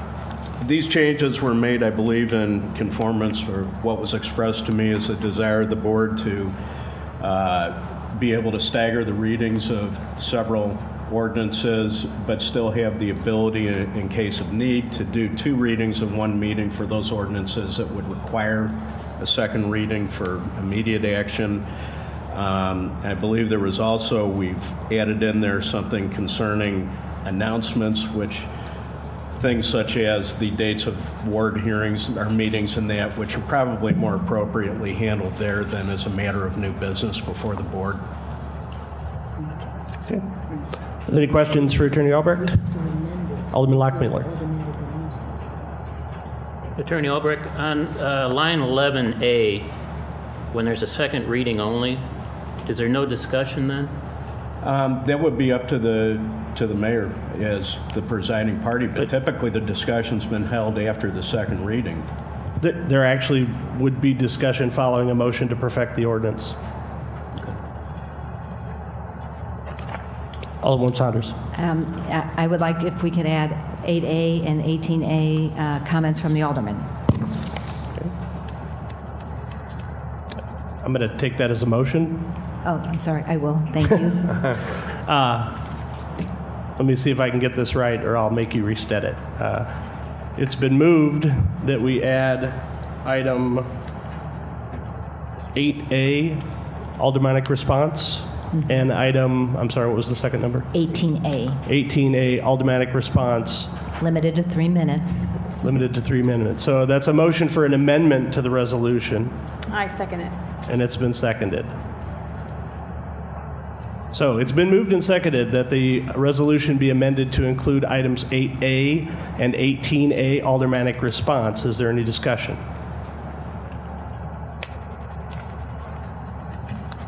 Seeing none, all in favor of the amendment? Aye. Opposed? Opposed. Okay, the ayes have it.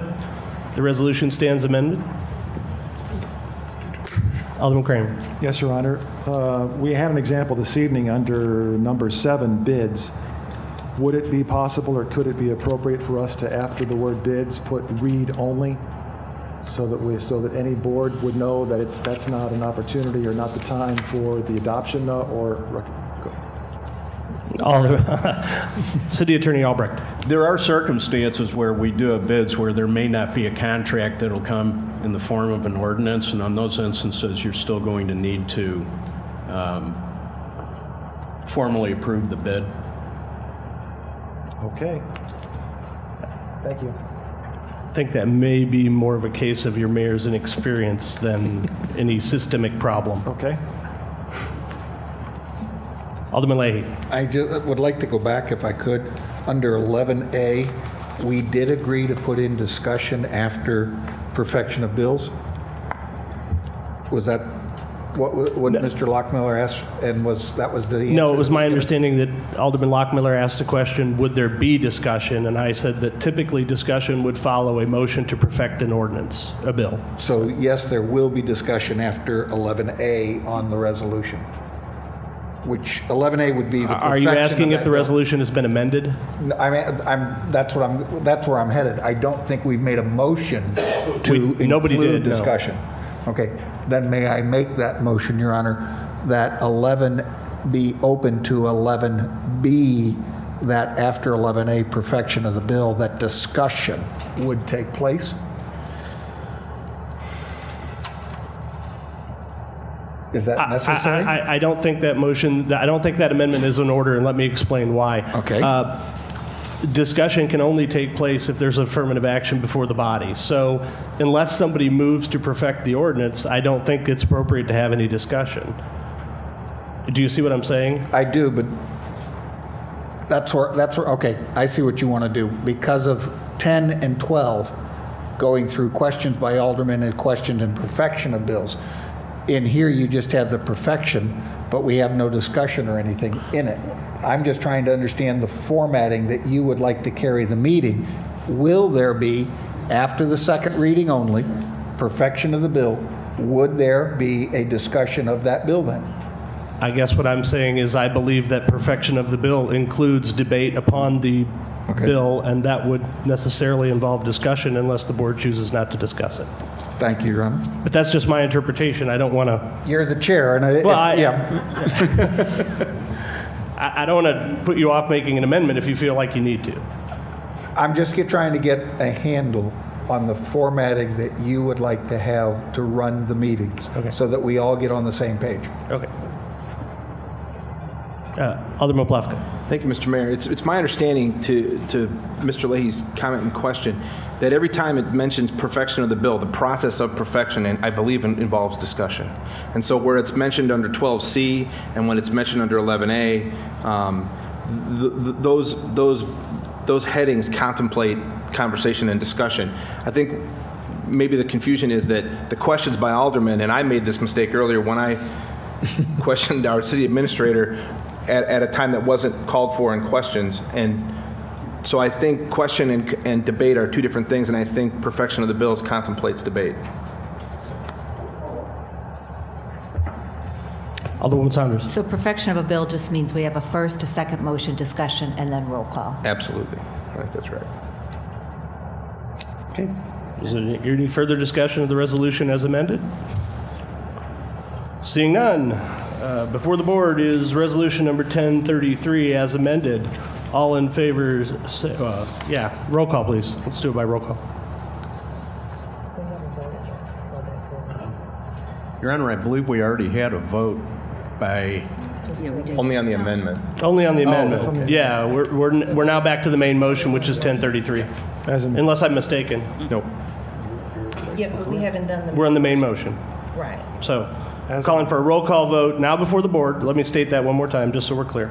Now before the board is Resolution 1033 as amended to include the aldermanic response in items 8A and 18A. Roll call, please. But unless we don't need one, I don't have the first and the second. We don't need one. It's a resolution. Alderman Kramer? Yes. Alderman Leahy? Yes. Alderman Lockmiller? Yes. Alderwoman Bannister? Yes. Alderman Plefka? Yes. Alderwoman Saunders? Yes. Alderman Slesser? Yes. Alderman Tui? Yes. Did I jump straight from questions there? It's a resolution. Oh, sorry. We'll talk about it later. All right, next item on the agenda, 9I, is bill number 5981. Do we have a summary? Your Honor, I do not have Synopsis. one. No, sir. All right, Mr. was a City mention. Attorney. Mr. City Attorney, first reading, please. Your Honor, this will take a little bit because it's going to require reading the entire bill since we don't have copies available for the public. Okay. We could take a recess and get copies. I'm sorry. I was just suggesting we could take a recess and make copies. Or? You know what? I'm going to ask for a motion for a 5-minute recess here. So moved. Second. It's been moved and seconded that the board take a 5-minute recess to confer with the city attorney. All in favor say aye. Aye. Opposed? Motion carries. We'll recess for 5 minutes. Is the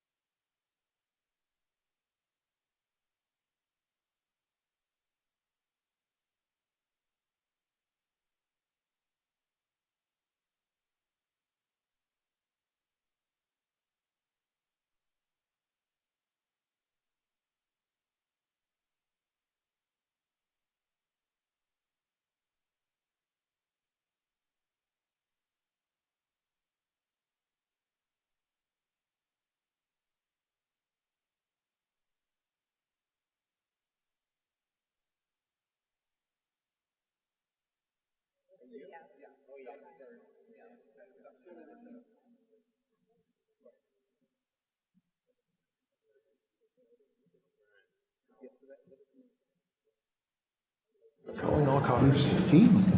No, Okay, I'm going to call the meeting back to order. I believe, for the record, that we have distributed copies of ordinance number 5981 to anybody who wants one. Is that correct, Mr. City Attorney? That is my understanding, Your Honor. Okay. Then we'll proceed with first reading by title only, please.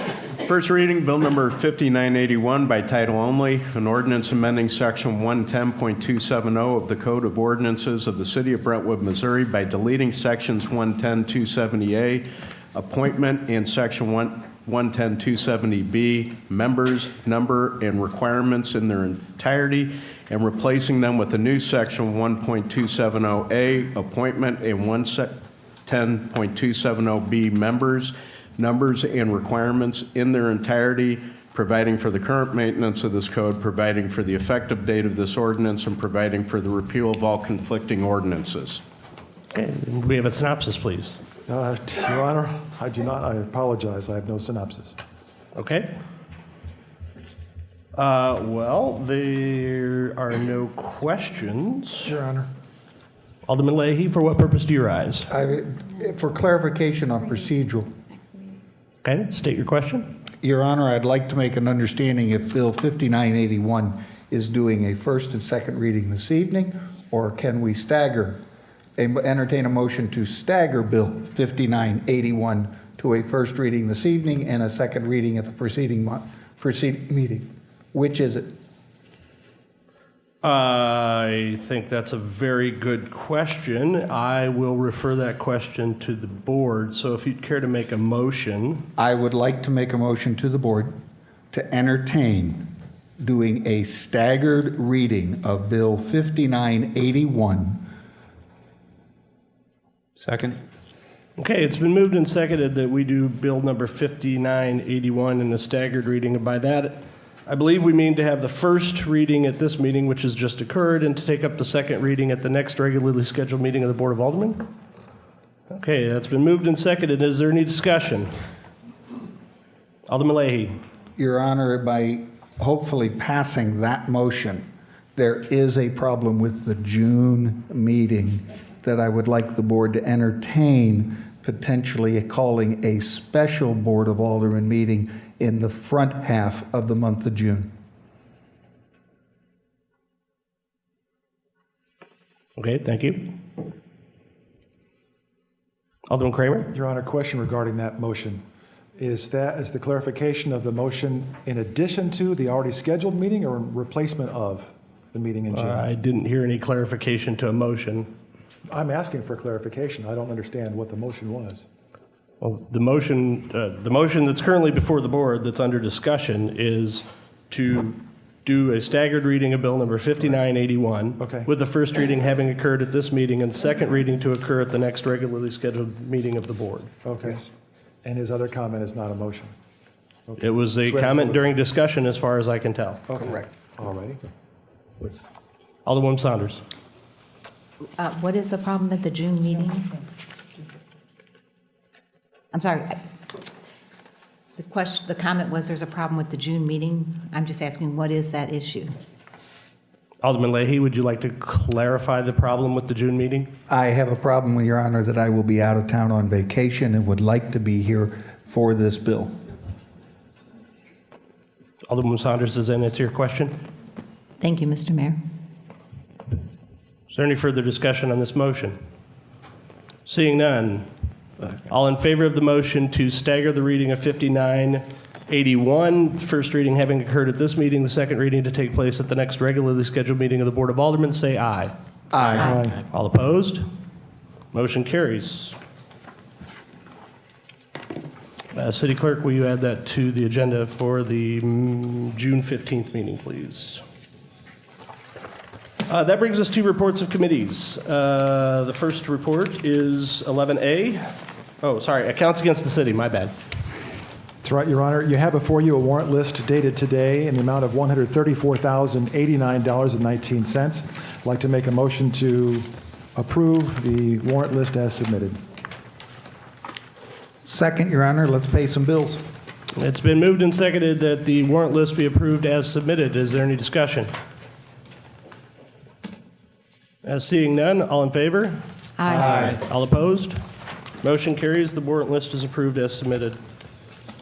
Next item on the agenda, 11A, reports of committees. The mayor. I have a couple things to report. First off, sorry, just crossing off my list here. First off, I want to thank everybody who came out to the Mayor's Happy Hour. We had our first monthly Mayor's Happy Hour, for those of you who aren't aware. In addition to Mayor's Coffee, which we're doing on the last Friday of the month at 9 a.m., we're doing a quote-unquote happy hour at 5:30 on the, I believe it's second Thursday of the month. And we had about, I don't know, it was 20 people or so that came out for the first one. A couple things that we covered at that were a lot of questions about Brentwood Boulevard. The bottom line on Brentwood Boulevard is it's going to be a problem for a while, and that you try to be patient. Litzinger is about to get started with the bill that we passed this evening, and that's going to be a mess too. The long and short of it is, in order to make an omelet, you have to crack eggs. And right now we're dealing with the broken eggshells, but hopefully by November we'll have nice new streets to travel on, and things will be all good again. So lots of patience is going to be required to get from here to there, though. So the other thing that came out of that meeting that I kind of want to comment on is the stop sign at McKnight. When I was out campaigning, I made a list of concerns that were raised by residents, and one of them was that the stop sign on McKnight at the entrance to the York subdivision was causing a backup of traffic that might contribute to the cut-through problems in the city and be unsafe. Wanting to do what I promised, I went to the city administrator and asked her to have somebody look into the possibility of getting a newfangled street device there that might be able to automatically let traffic out of York Woods as needed, but meantime let the traffic continue to flow on McKnight Road.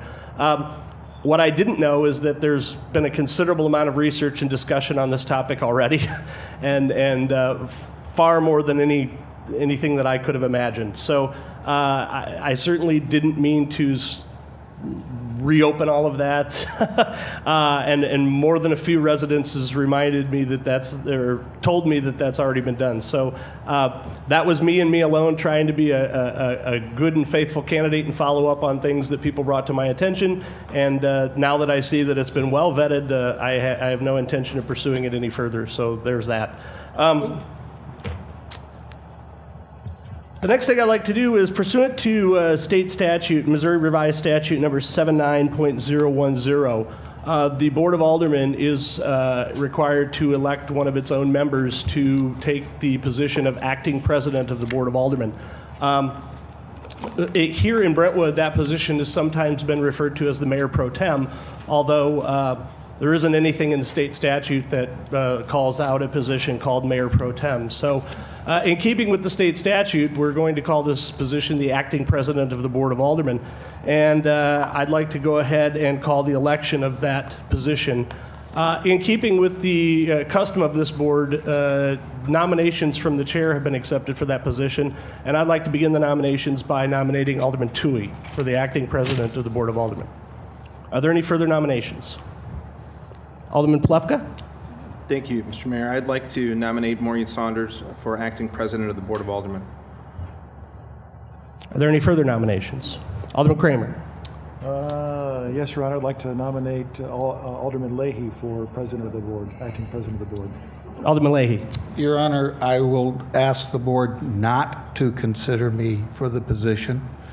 I would like to ask the board to entertain nominating Mr. Kramer. Okay. I'm going to take that as Alderman Leahy has declined his nomination by Alderman Kramer, but that Alderman Leahy has nominated Alderman Kramer. So far nominated we have Alderman Toohey, Alderman Saunders, or Alderwoman Saunders, and Alderman Kramer. Are there any further nominations? Alderwoman Manistar? I'd like to also nominate Alderwoman Saunders as acting president of the Board of Aldermen. Okay.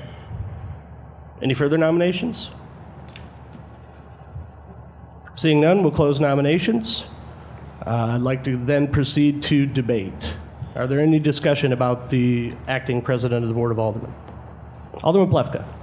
Thank you, Mr. Mayor. I've nominated Maureen Saunders. I have known Maureen for a while. I met her first in 2006 through the planning project that we did with regard to the comprehensive plan.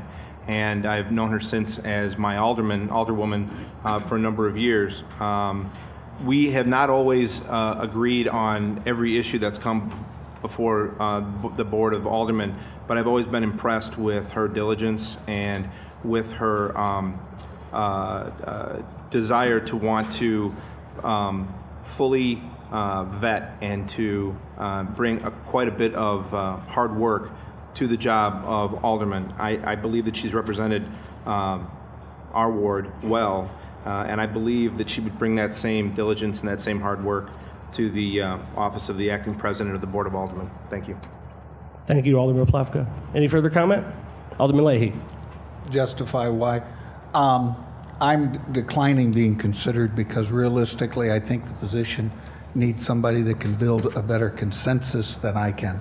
That's why I'm nominating Mr. Kramer, because I have watched Tom over a number of years to literally help the Board of Aldermen by helping to pull in fractional ideas and to hopefully come back with a cohesive way forward. And I think this position needs somebody that can do that job. I cannot. Thank you, Alderman Leahy. Any further discussion? I'd just like to comment, the reason I nominated Alderman Toohey is because he alone of the aldermen knows what it's like to run a campaign for the mayor's position. And the fact that he did so and did so well, and that 11% of the Brentwood population that cast votes for Alderman Toohey, I think speaks extremely highly of his character and his ability. And so in recognition of the campaign that he ran and the number of people that voted for him, I've nominated him for that position. Any further discussion? Okay, seeing none, we'll vote by ballot. We'll vote by ballot. City Administrator is passing out a ballot. I'd like you to each write the name of the alderman you are voting for on that ballot and pass it back to the City Administrator when you're finished.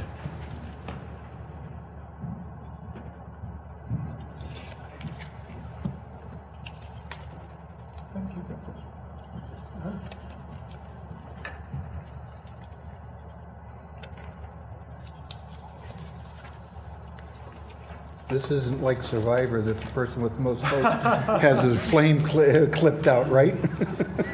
I don't watch Survivor, but I doubt it.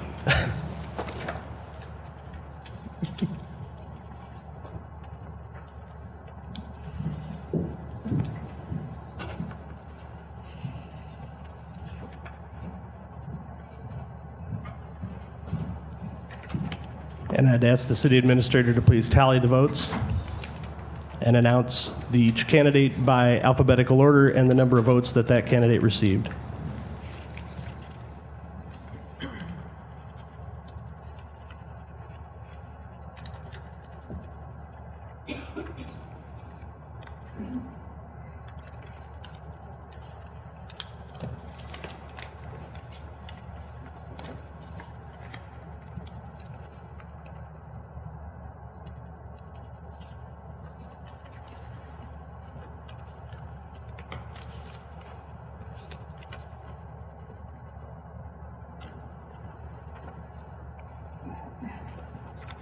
Alderman Kramer received 3 votes. Alderwoman Saunders received 3. Alderman Toohey received 2. Okay, Alderman Kramer has received 3 votes. Alderwoman Saunders has received 3 votes. And Alderman Toohey has received 2 votes. It requires a majority of the Board of Aldermen to elect the position, and so by Robert's Rules of Order, we will reballot. Is there any further discussion before we reballot?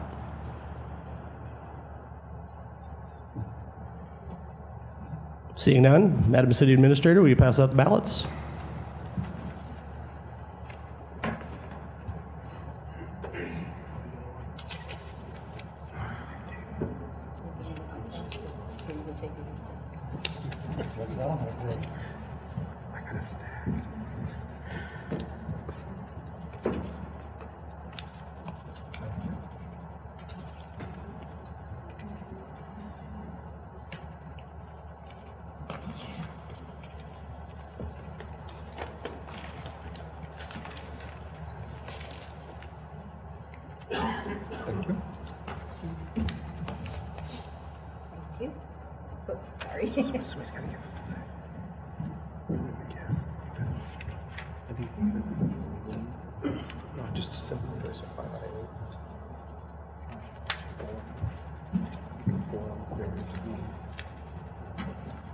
Hey, Madam City Administrator, please count the ballots and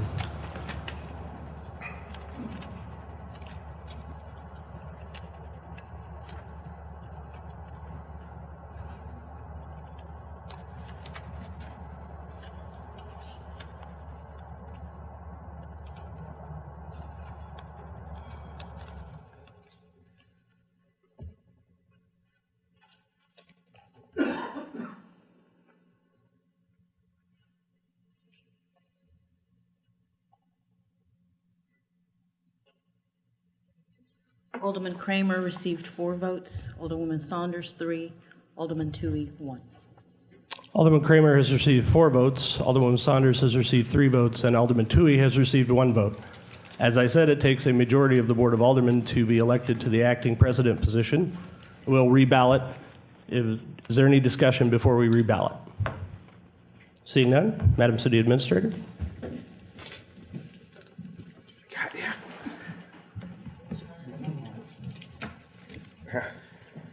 Yeah, I was ready for you.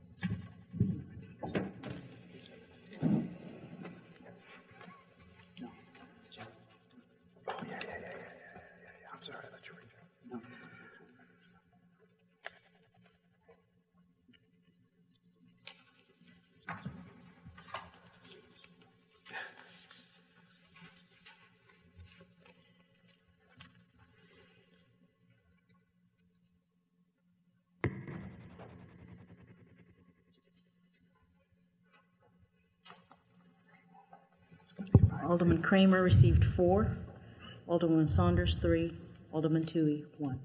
Okay, Alderman Kramer has received 4 votes, Alderwoman Saunders has received 3 votes, and Alderman Tui has received 1 vote. I will withdraw my name from nomination. Alderwoman Saunders has withdrawn from the nomination. We'll reballot. Is there any further discussion? Seeing none, Madam City Administrator.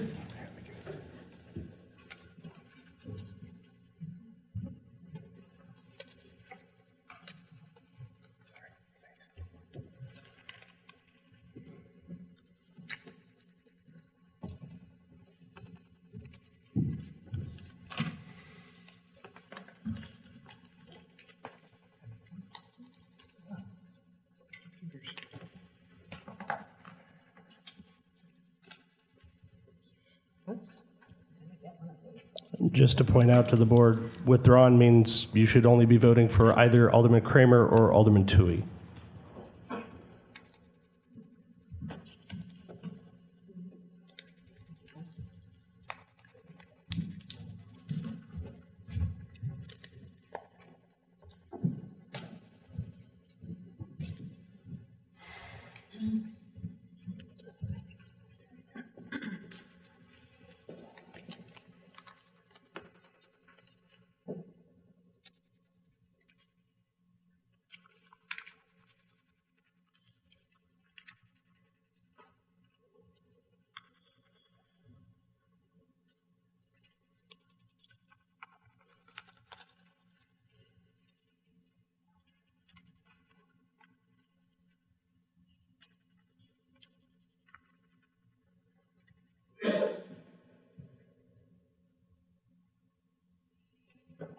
Alderman Kramer received 6 votes. Alderman Tui, 2.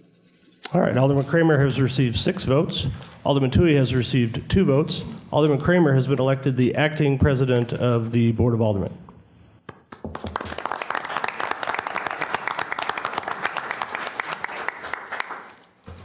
Okay, next item. I think that all of you have received a handout with my standing committee appointments on them. I just want to point out a couple of things before we discuss these. Alderman Leahy was quite right. The Communications Committee is in fact a standing committee under Chapter 100 of the ordinance. I was under the impression that the Communications Committee had been disbanded due to the fact that it hadn't met in several years and there hadn't been appointments for several years. But in fact, it's still there. You can check the ordinance. So I went ahead and made appointments to that committee, and I apologize for that oversight. I'm going to go ahead for the benefit of everybody present and read what these appointments are, just so we're all clear. The Ways and Means Committee, I've appointed Alderman Slusser as the chairman, Alderman Plufka, Alderwoman Saunders, and Alderman Tui. To the Public Safety Committee, I've appointed Alderman Plufka as the chairman, Alderman Kramer, Alderman Leahy, and Alderman Lockmiller. To the Public Works Committee, I've appointed Alderman Tui as the chairman, Alderman Leahy, Alderman Lockmiller, and Alderwoman Manistar. To the Communications Committee, I've appointed Lori Coulter as the chairman, and Dan Duffy, and Alderman Lockmiller. Since they're my appointments, I'm going to go ahead and talk a little bit about how I went through the process of making the appointments, and then I'll open the floor to discussion. I took the appointment process pretty seriously, and in fact, I think you'll all remember that I sent out an email sometime in the middle of April soliciting input from everybody. And my goal in doing so was to get everybody's thoughts on which committees they would best serve on, and also to take their interest as to what committees they'd like to serve on. And I took all of that feedback and I incorporated it into my appointments as best I could. Because quite frankly, I believe that if people want to serve on a committee, they're going to do a better job when they serve on that committee. But in making the appointments, I was also, I'm of the opinion that the mayor is charged with making these appointments, at least under the present ordinance, because the mayor, is expected to exercise his judgment and to compose the committees in a way that he thinks is best to accomplish the business of the city, and to appoint as chairman the people he thinks is best to lead the committees. And so that's what I've done. In deciding who best to appoint, I considered a large number of factors, but let me tell you one thing. I didn't put a lot of emphasis on the amount of time on the Board of Aldermen that somebody had served. And the reason for that is because the Board of Aldermen changes every year.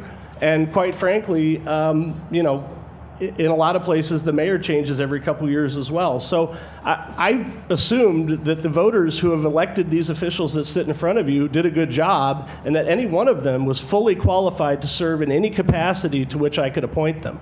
And so I started with that assumption, and I didn't discount anybody because of a newly elected status or give extra points to anybody because they'd been on the board for a number of years. I would say that as considerations go, that was relatively minor for me. I'm also of the opinion that from time to time, it's not a bad idea to bring in a new set of eyes and look at an old set of problems. Sometimes you get amazing results when you do that. And so, if anything, I would probably say that I was more inclined to put newer sets of eyes in those positions rather than older sets of eyes. And I know that goes against some people's conventional wisdom, but as I said, my view of this is that I'm the mayor and I'm elected to exercise my judgment in such matters, and my judgment is that those were the best appointments for the city and for conducting the business of the city. I'd like to talk specifically about a couple of the nominations that I made. The first is that Alderman Slusser is the chairman of the Ways and Means Committee. For those of you who don't know him, Alderman Slusser is a certified public accountant. He's also a partner in his own accounting firm where they service mostly municipal clients, which is to say cities. And the bulk of Alderman Slusser's accounts are in fact municipalities which he audits. I judge that his background and experience is perfect for putting us on track to continue to implement the suggestions that were made by the state auditors in keeping us on track to comply with all of them.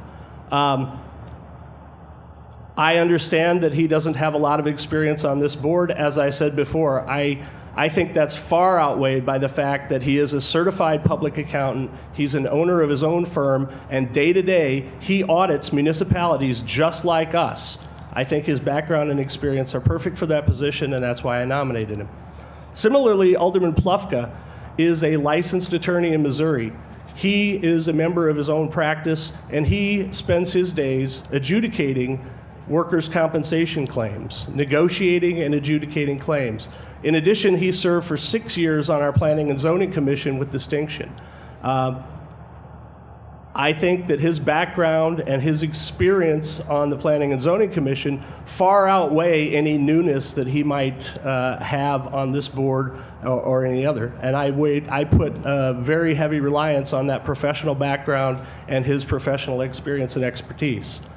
I've nominated Alderman Toohey as chairman of the Public Works Committee for exactly the same reason.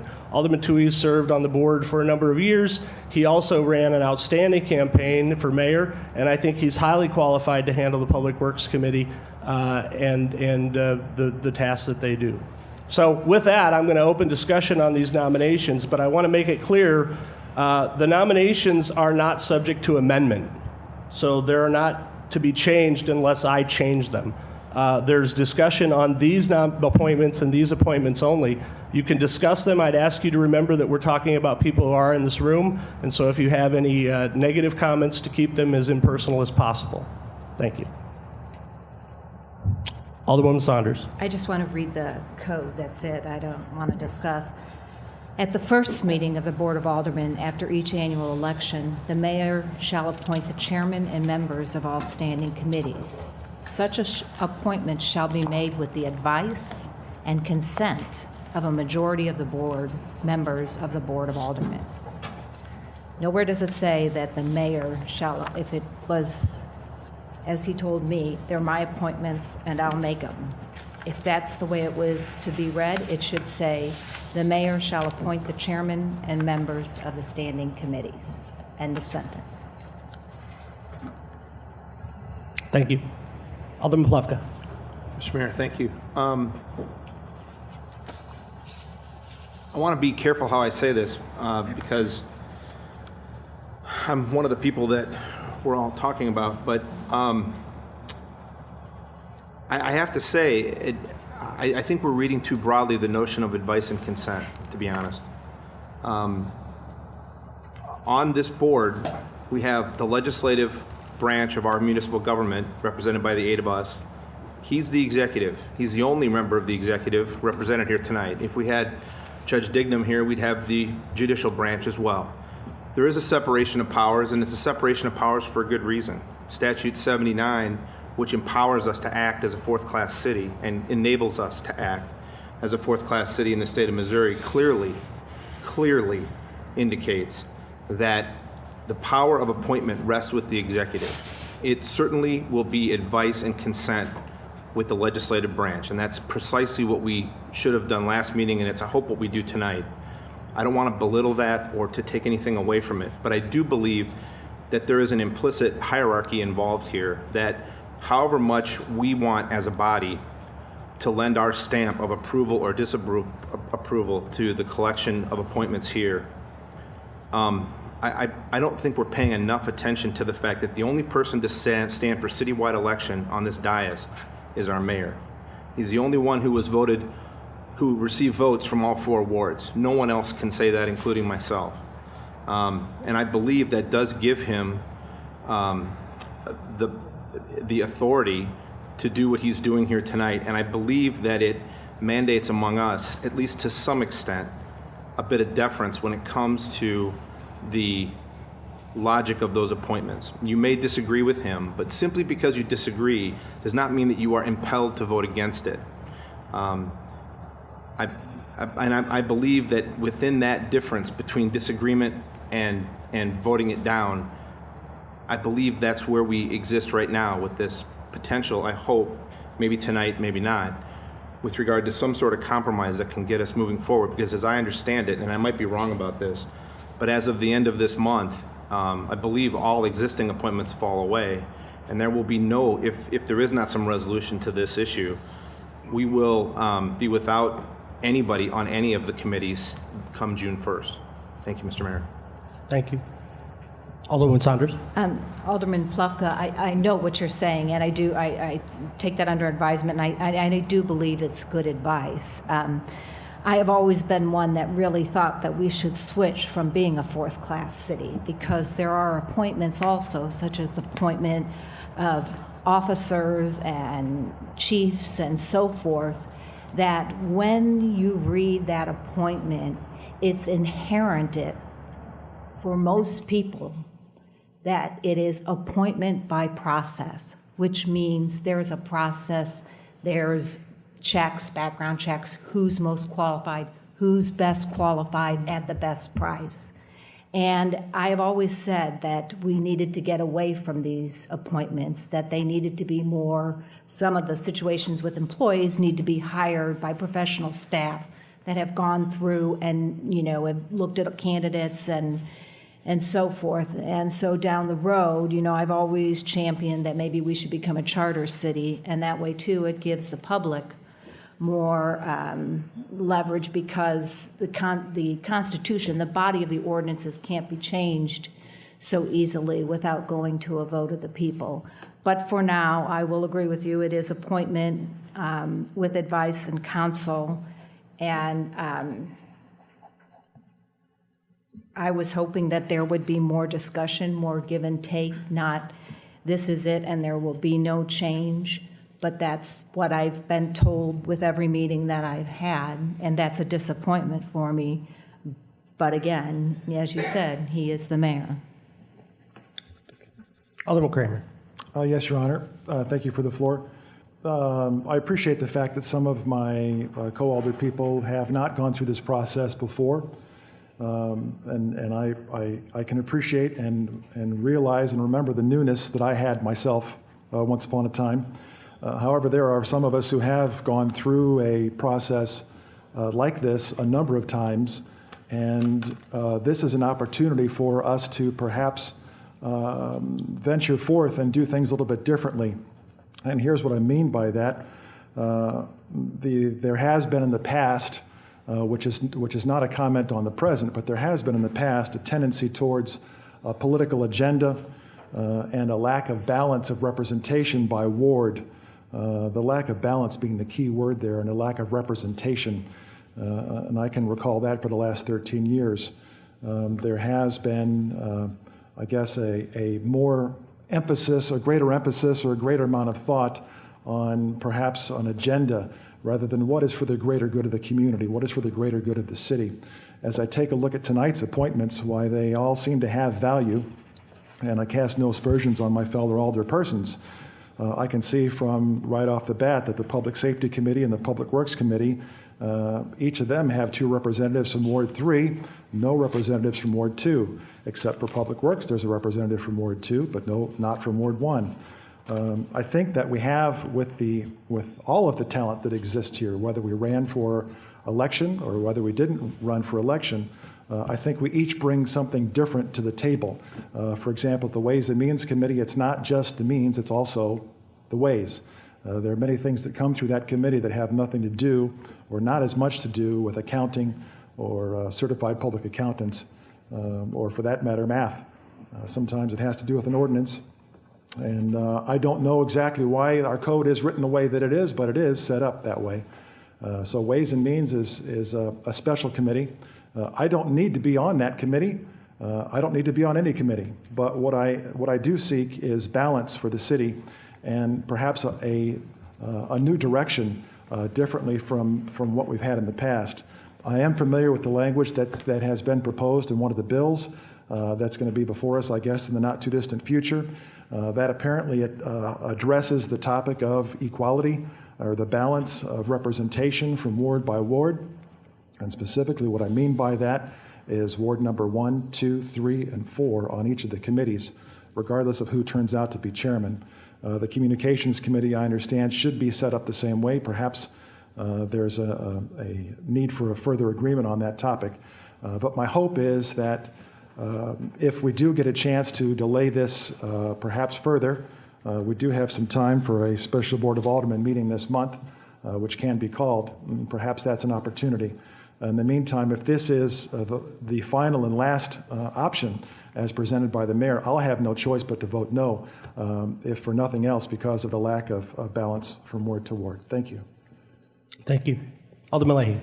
I'd like to echo Mr. Kramer's comments. That's the whole purpose of why we put the time in to play with Bill 5981, was to try to get it back to a balancing act. I'll be honest, get rid of the patronage and agenda arrangements and get it to a fair, balanced representation by wards on the committees so that the residents keep a consistent flow of information to work with. It's not my way or the highway type arrangement. It's an elected board for the benefit of the city of Brentwood. It's not power, titles, and all of this. It's a matter of getting the job done. I think the people on the board are marvelous people, or you would never have gotten elected to work with. We sit here to do the city's business. But I would like to balance. In 14 years, I have never been able to get the conversation as far as we've had in the last 30 days. And trust me, we've tried. So win, lose, or draw, anytime we can have discussion, we help the city. I have seen an imparity, and I think we could fix it. That's why I've pushed hard to get 5981 in front of you. It's not eat it all up tonight and make it all one way or the other. It was to force discussion and to get you all to look at how to serve the city. And that's why I want to do that. Mr. Mayor, I don't think your appointments are wrong. They're just not as balanced as I would like them to be by ward representation. Last arrangement, it was not a complete list. We only had 3 committees. I would really like to know, I'm still under the understanding that a standing committee is a committee defined in the code. There are 5 committees defined in the code. There is a problem with the communications committee because a quorum stands as a majority of the members. If you work with that, any 2 of your 3 people in that committee having a conversation with each other could be a violation of the Sunshine Law. We were looking to try to make sure that we define a quorum as no less than 3 in attendance so that we hopefully keep from falling into a Sunshine Law violation to work with. The Human Rights Commission has the same problem because in the code, it too says 3 people. Now, it does establish that the city administrator is a 4th member of that committee to work with, so that hopefully balances. But that's what I'm trying to do with the 5981. It's not a power struggle with you, Mr. Mayor. It's just that that's what I'm working with. So forgive me, I'm still not really comfortable with the appointments in front of me tonight, but thank you. Thank you. Alderman Plufka. Thank you, Mr. Mayor. And our city attorney can correct me if I'm wrong here, but I don't believe there's a sunshine issue with regard to committees that are recommendation only. If there's not business being voted on, I don't believe sunshine laws apply. So I'm not sure that that conversation is necessarily relevant to the number of appointments on the various committees and quorum and that kind of thing. The second thing I want to say is, and maybe I misunderstood what the alderman said, and if I did, I will temper this remark, but I have to say I'm a little offended about the notion of patronage. I don't believe, and I sure hope that my appointment to any of these committees is by virtue of what the mayor said at the outset, and that is in terms of what he saw as capabilities rather than somehow paying me back or anything like that. And I am a little bit offended about the idea that that would be on somebody's mind so that they would make that kind of a comment. As it pertains to being the chairman, I don't care if I'm the chairman of any committee. I would like to serve, and I would like the committees to be in place. And I would ask the mayor, with regard to the comments by Alderman Kramer, whether he might consider withdrawing the appointments that he has presented here tonight with the idea toward not changing necessarily the chairman or doing whatever he would like with regard to that issue, but to the issue of balance as to whether or not there might be a way that he might revise his appointments such that they better reflect the diversity, a more even diversity among the four committees. Thank you, Mr. Mayor. Thank you. Alderman Tui. I realize people want this ward representation, but I also think it makes sense to someone look at people's skill sets and professional background. I think it'd be foolish to put someone on a committee that they don't have the best background for. And I realize Ways and Means doesn't have to be run by a CPA, but based on our city's history, Lord, I think it would help. And I mean, we've had some instances that need a depth skill set on it. And I think to not appreciate that type of skill set and some of the other skill sets people have for these committees would be a foolish mistake just based on which ward they're from. Alderwoman Saunders. As far as Ways and Means, I was hoping that I would be the chair, but I would be honored to serve with all of the individuals on this, and especially Keith. I mean, your practical experience, as I told the mayor, I can't wait to learn from you and to do things with you.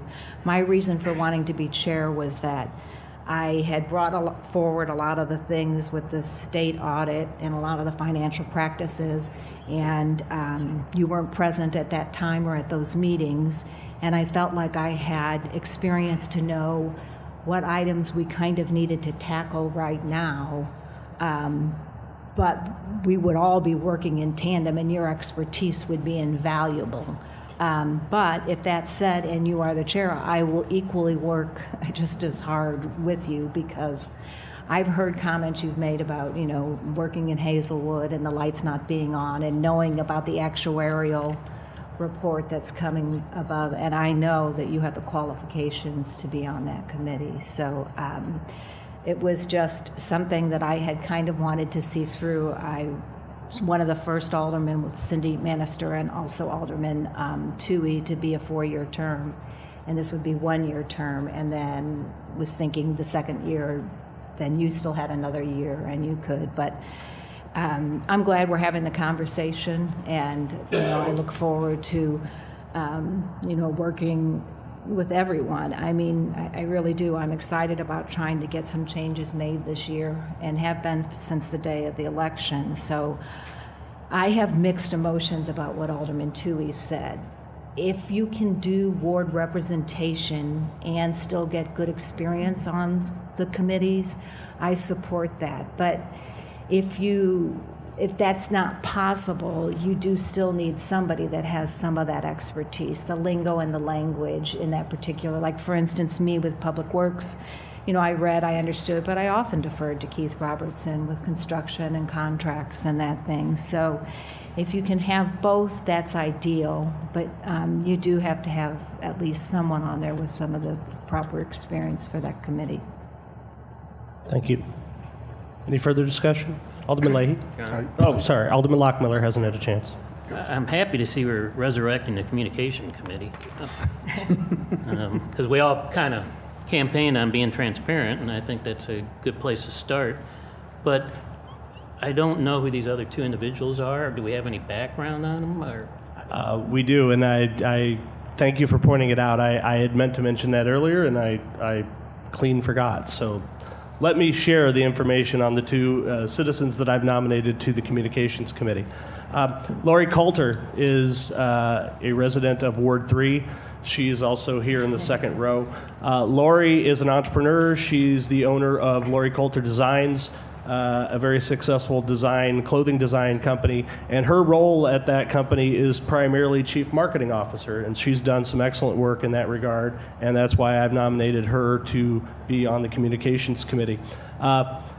Dan Duffy is the owner of Dan Duffy Productions. Dan, if you might remember, performed some video work for the candidates for mayor and was able to get us a nice video of the debate that took place during the campaign. Dan Duffy Productions is located here in Brentwood. Dan is familiar with all things audio, visual, and media related, so I think his background is perfect. He is a resident of Ward 1.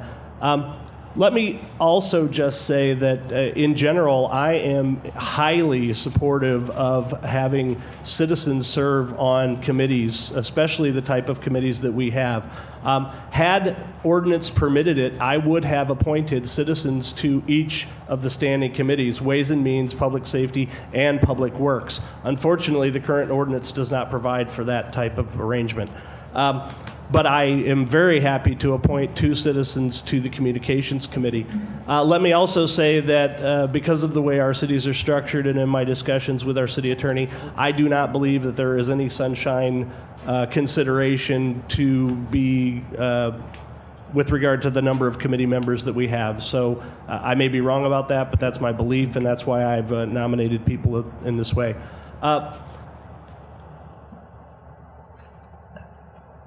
There's been a lot of discussion, and I really appreciate everybody's input, but I want to just say I put an awful lot of work into these. I didn't just sit around and think, oh, that'd be fun, let's do it this way. I would have liked to have had equal representation from each ward, but I did not put that as high a priority as getting the right people in the right committees who I thought could do the best job for the city. Okay? I think you'll find that each of the committees that I've comprised and appointed have representation from at least 3 of the 4 wards in the city. And that was as close as I could get while still meeting my primary objective, which was to choose the best people to do the job and the best people who could work together on each committee to get the results that the city needs. That was my primary consideration in comprising these committees. And I just want to make sure that everybody understands that, and I put a lot of work into making sure that these appointments reflect my best judgment of how to achieve that result. You're free to disagree with my judgment, but these appointments reflect my best judgment of how to get the best people and the committees that can work together. Is there any further discussion? Alderman Leahy. I'd like to respond to Alderman Plufka's comments. David, it was not my intent to slight you in any way, shape, or form. Thank you. I sincerely do apologize if my remarks came across that way to you. Thank you. To work with. I did refer to past practices. I've lived through it, and I've unfortunately had to deal with it. It did not do the best job for the city, and I would like to make sure that I do what I can to prevent it from ever having a chance to come back at us. Thanks, Andy. Thank you. Is there any further discussion? Alderman Saunders. Would you consider the committees as they are and allowing the committees to elect their chair? No, these are my appointments. Okay, I just wanted to ask the question. Any further discussion? Seeing none, roll call, please. Alderman Kramer? No. Alderman Leahy? No. Alderman Lockmiller? Pass. Alderwoman Manister? No. Alderman Plufka? Yes. Alderwoman Saunders? Yes. Alderman Slusser? Yes. Alderman Tui? Yes. Alderman Lockmiller? Yes. It Okay. passes. The committees have been approved. Your Honor. You Alderman Leahy, for what purpose do you rise? You had a second list that we have not dealt with? I'm just getting to that. Oh, okay. You have a second list of appointments in front of you. I didn't want to confuse this with the standing committees, so I've broken it out as a separate vote. That is actually just reappointments. I assume everybody on the board is familiar with the Board of Adjustment. Board of Adjustment appointments are made for 5 years pursuant to Missouri statute. There are 2 members whose terms have expired or are expiring this month, Michael Hart and Brandon Wege. Both of them have served on this Board of Adjustment with distinction, and they have both expressed a personal interest to me to be reappointed to that board, and I'm happy to make those reappointments. So are there any discussion regarding the appointment of Mr. Hart or Mr. Wege to the Board of Adjustment? Alderman Slusser. Mr. Mayor, I believe you just said a 5-year term, but this seems to be a 6-year term if we appoint them now. Yeah, I believe there was a typo on the, it is in fact a 5-year term, and it would end in May of 20. Okay. Thank you. Is there any further discussion? Seeing none, roll call, please. Alderman Kramer? Yes. Alderman Leahy? Yes. Alderman Lockmiller? Yes. Alderwoman Bannister? Yes. Alderman Pluska? Yes. Alderwoman Saunders? Yes. Alderman Slusser? Yes. Alderman Tui? Yes. Okay, those appointments are approved.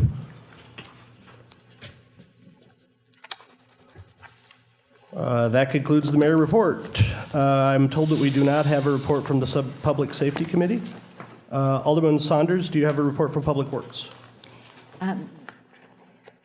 Other than the STP project update, which I would allow, if you would ask that Administrator Conde speak to that, please. And Madam may I Administrator, also- do you have a report on the STP project? I do, Mr. Mayor. Okay. At last week's Public Works Committee, staff reported on the outcome of the Surface Transportation Project grant application for the Manchester Road.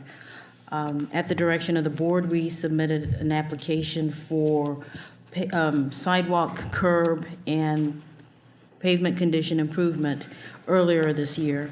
We received notice from East West Gateway that our application was not approved for funding. Subsequently, they asked that we come meet with them, and in the meeting, they provided clarification on what some of the deficiencies that existed in our application.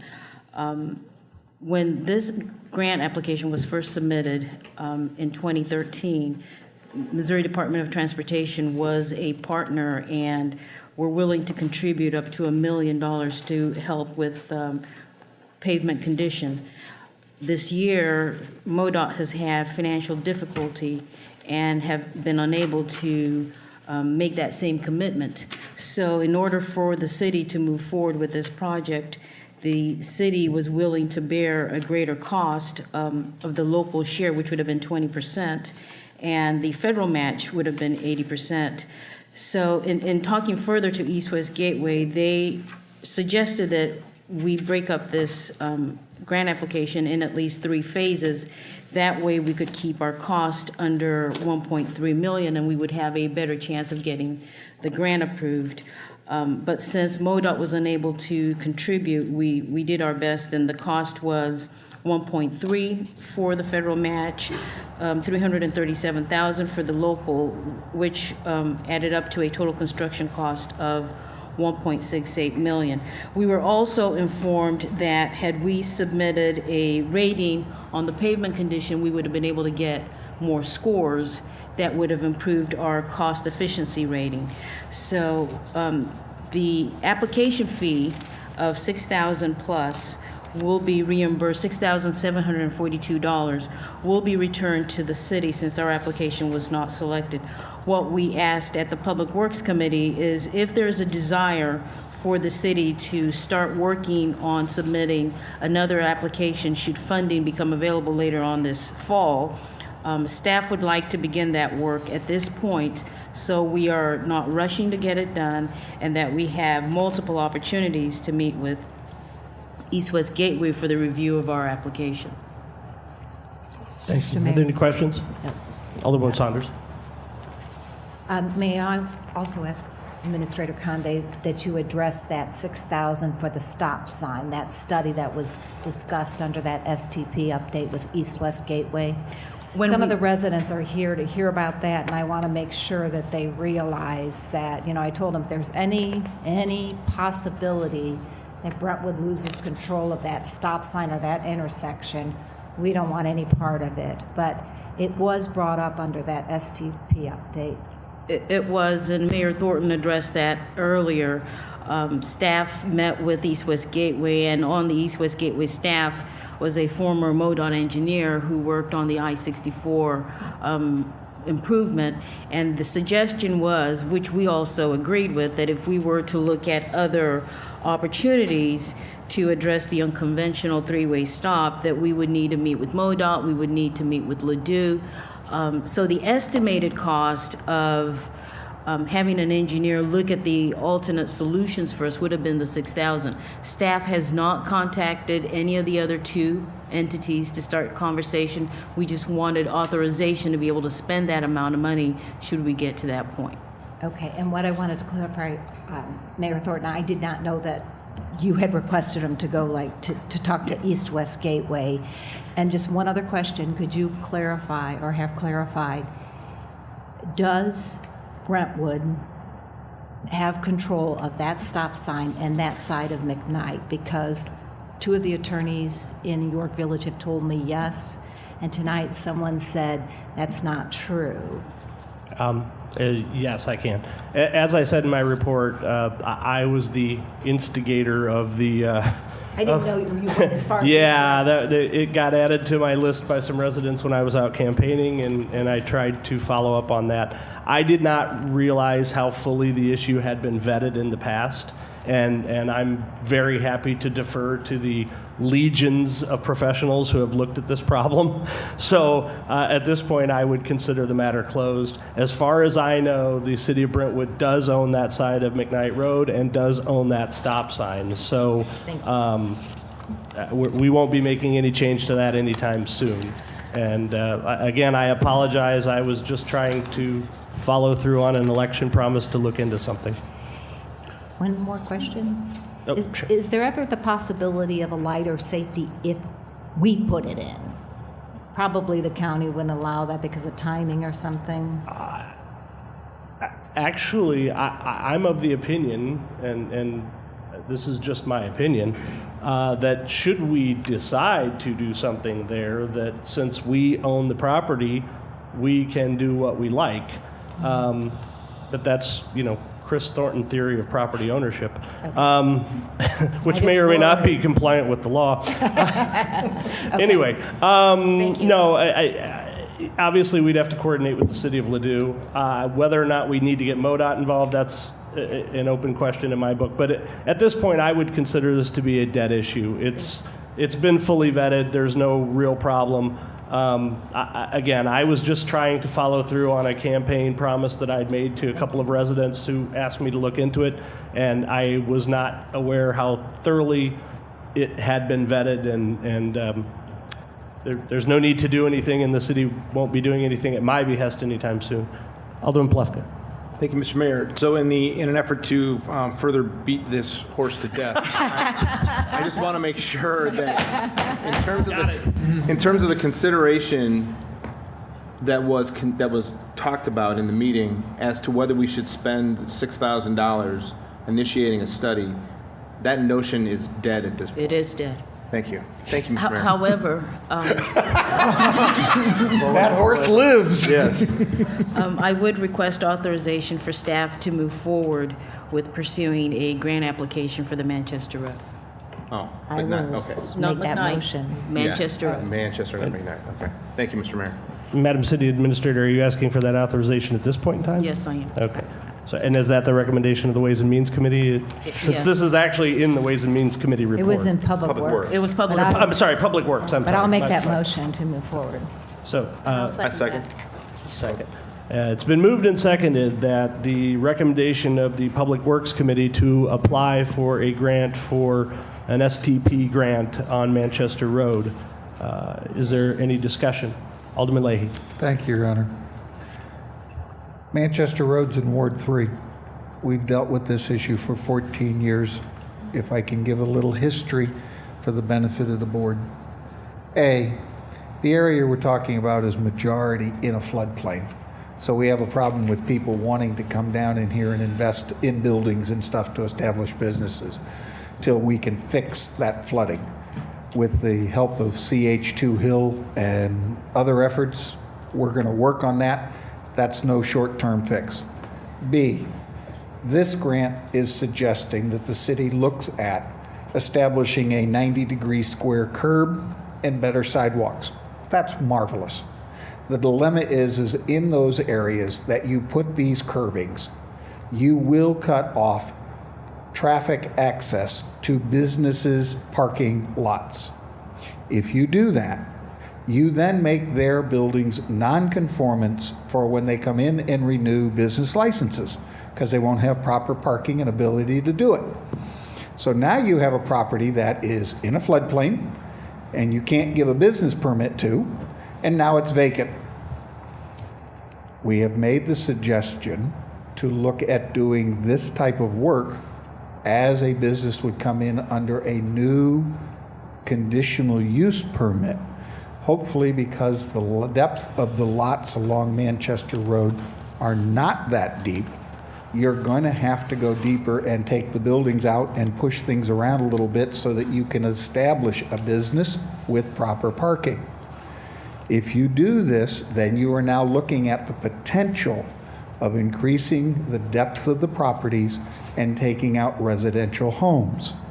So instead of just looking at this as, oh, gee, we can go get a federal grant to help pay 80% of the bill to fix up an aesthetic problem on Manchester Road and hopefully increase the business sales for the city of Brentwood, which increases the sales tax revenue that we get in, you also need to look at the long-term effects of what we are looking at doing. So far, I am not a supporter of moving in this direction. We have twice gone door to door with the property owners along Manchester Road, north and south, with the intent of trying to find a community improvement district in which they could generate some sales tax dollars to help clean up the aesthetic issues along Manchester Road and make it work with. The business owners don't get to vote on this, the property owners do. We had to get at least a 50% plus one majority of the property owners. In both efforts, we could not accomplish that goal. It might be worth considering trying that again before we go pushing down a grant effort. I think it's a little odd that MoDOT tells us that I can't afford $1 million to take care of the roads they currently have here in Manchester, work with, but they can honestly talk about, let's put a 5th and 6th lane in on Interstate 70 and run it from St. Louis out to Kansas City for toll roads to work with. Somehow we're getting lost in the shuffle of them fulfilling their obligations to maintain their state roadways. And Brentwood is taking on the lion's share of trying to make something happen. I am hesitant to push this grant. The other portion of the grant effort is if we are successful, you must be successful in at least 3 different grant years to helpfully complete the project up and down the full length to work with. We've been turned down twice now for it. So you're going to expand this project even further out. So again, this is not a quick fix to Manchester Road. This past year with the state of Missouri, we worked with the legislators because the utility companies pushed very hard to establish that if you change where their utilities lie in these walkways, that it would not be their responsibility to pay the bill to move them. Part of the complaint of the sidewalks along Manchester Road is I've got telephone poles sitting in the middle of them. We have talked with the utility companies about trying to move the utility lines to the back of each of the properties, and they have balked at wanting to do that because of the cost involved. We've looked and studied the issue of trying to get them buried, and the cost of doing that was unacceptable. This year, the state legislature, thank God, let this bill die on the floor.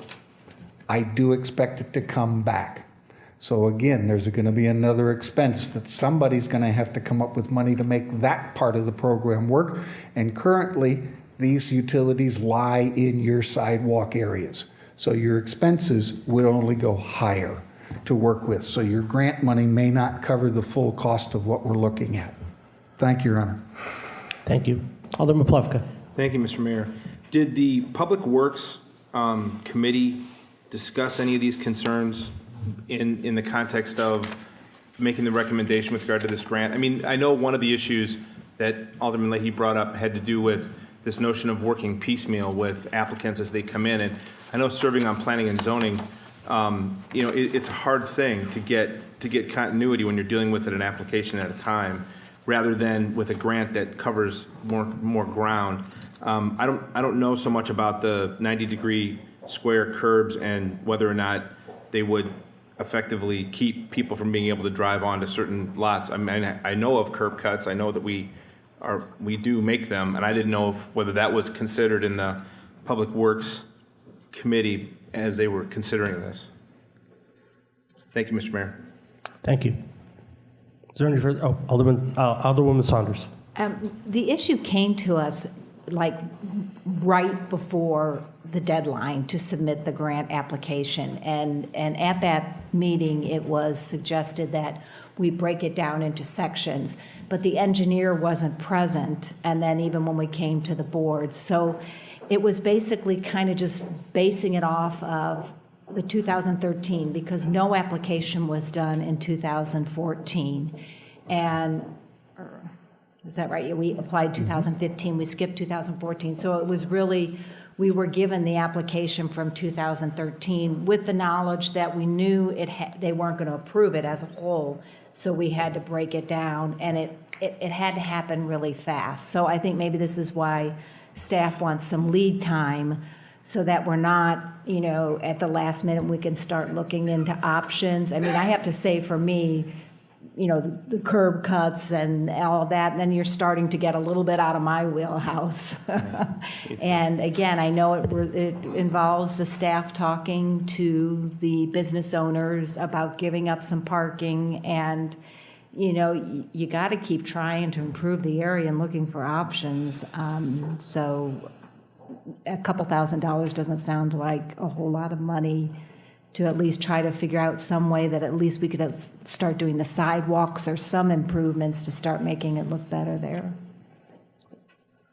Madam City Administrator. Thank you, Mr. Mayor. Clearly, with any project of this magnitude, there are challenges. There were challenges the first time the city tried to get all the property owners along Manchester Road 14, 15 years ago. Even with the Litzinger project, we've had open houses, we've met with the property owners up and down that street. The phase where you talk about preliminary design is where you take into consideration all the other challenges that these property owners bring to bear, and you try to work through those problems. This is really no different. The vote from the Public Works Committee, Alderwoman Saunders Manister actually made the motion to move this recommendation to continue to work on an application for enhancement to Manchester Road and to begin to look for options. Well, we're not doing McKnight Road in York. And it was seconded by Alderwoman Saunders. And when we had the roll call, the only dissenting vote was Alderman Leahy. So the overall recommendation was to move forward with this from Public Works Committee. And could I just ask a question for the clarification of the board? Is there a cost associated with this recommendation? There would be once we entertain our traffic engineer to start to help us with a new application. But you're not asking for approval to actually spend any money at this point? Well, we will be spending money, right. Okay. It's 2,000, wasn't it? It is between 2,000 and 4,000. Okay. So yes, authorization to spend money. There were a couple of questions about cost, and I just wanted to make sure the board was clear on Right. what was involved. Is there any further discussion? Seeing none, let's see. We had a motion to approve the recommendation of the Public Works Committee. That motion is before the board. All in favor say aye. Aye. Opposed? Opposed. All right, the ayes have it. The board will adopt the recommendation of the Public Works Committee. The next item on the agenda, is there any further report, Alderwoman Saunders? No, Mr. Mayor. Alderman Kramer, Ways and Means Committee. Yes, Your Honor, we have only the report of the next meeting. I do have a point of order question. We have the minutes appearing on the agenda for the first time. Yeah, that was a bit of a mix-up on my part. I had indicated that I would like the minutes included in the board packet, and somehow that made it onto the agenda, and I may have actually said the wrong thing. So staff, ever wanting to make sure they do what I ask, put it on the agenda. So there was no action item there, so I apologize. Your Honor, I believe the second Tuesday of next month has already been preset for the next Ways and Means Committee meeting. The new chairman may, or the new committee may choose to change that. But I just want to pass along my comments that it has been my honor to chair the Ways and Means Committee, to work on behalf of the residents and the citizens of the city of Brentwood towards the betterment of our financial goals, and also those items that are not necessarily financial that came under our purview.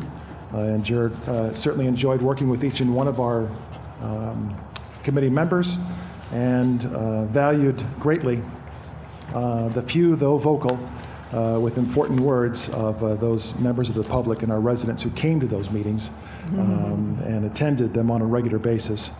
Thanks to you as well. That's it, Your Honor. Thank you. Mr. City Attorney, any report? No report, Your Honor. Madam City Administrator? Thank you, Mr. Mayor. If I may, jump to items 2 and 3, and Gina Jarvis, the Finance Director, will wrap up item number 1.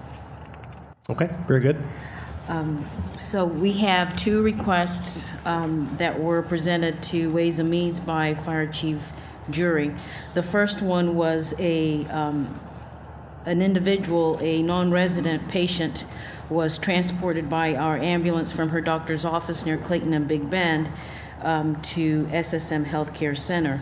This individual has no insurance, has only a part-time job, paying minimum wage, and is unable to pay any of the out-of-pocket expenses. Therefore, she's asking for financial assistance in paying the $657 ambulance bill.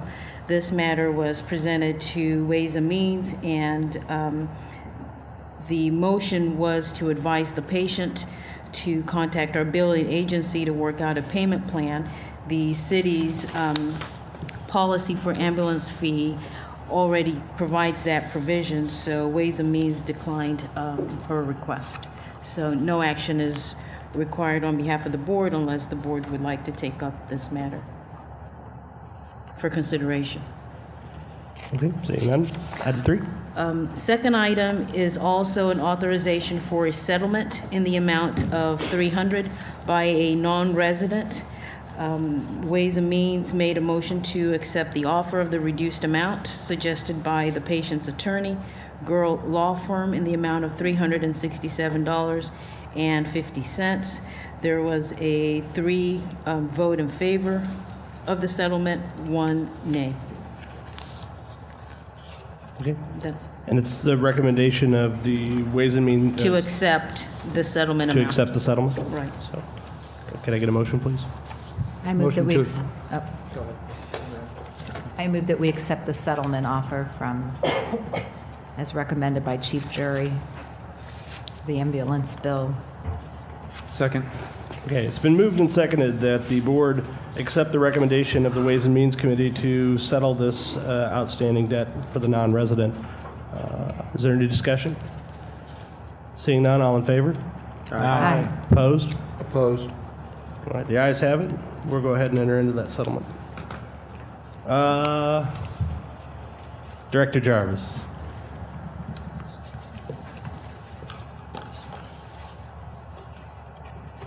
Good evening, Mayor, Board of Aldermen. As background to this issue, we had Showalter and Jabori do our first audit in 2012, and one of their recommendations was that the city begin having a post-employment benefits actuarial valuation. In the past, the city has not done that. We do have post-employment benefits that we offer to retirees. I think perhaps they just felt it was not a material item, but it is in accordance with government standards that you have to comply with GASB 45 and have the actuarial valuation completed at least every 3 years. So we did an RFP and selected an actuarial firm to do the study for us this year. And the study is dated January 1, 2015. I think you all have seen that in the weekly report, and it was in your agenda packets. The report provides the actuarial accrued liability, the annual required contribution, the annual OPEB cost, and net OPEB obligation.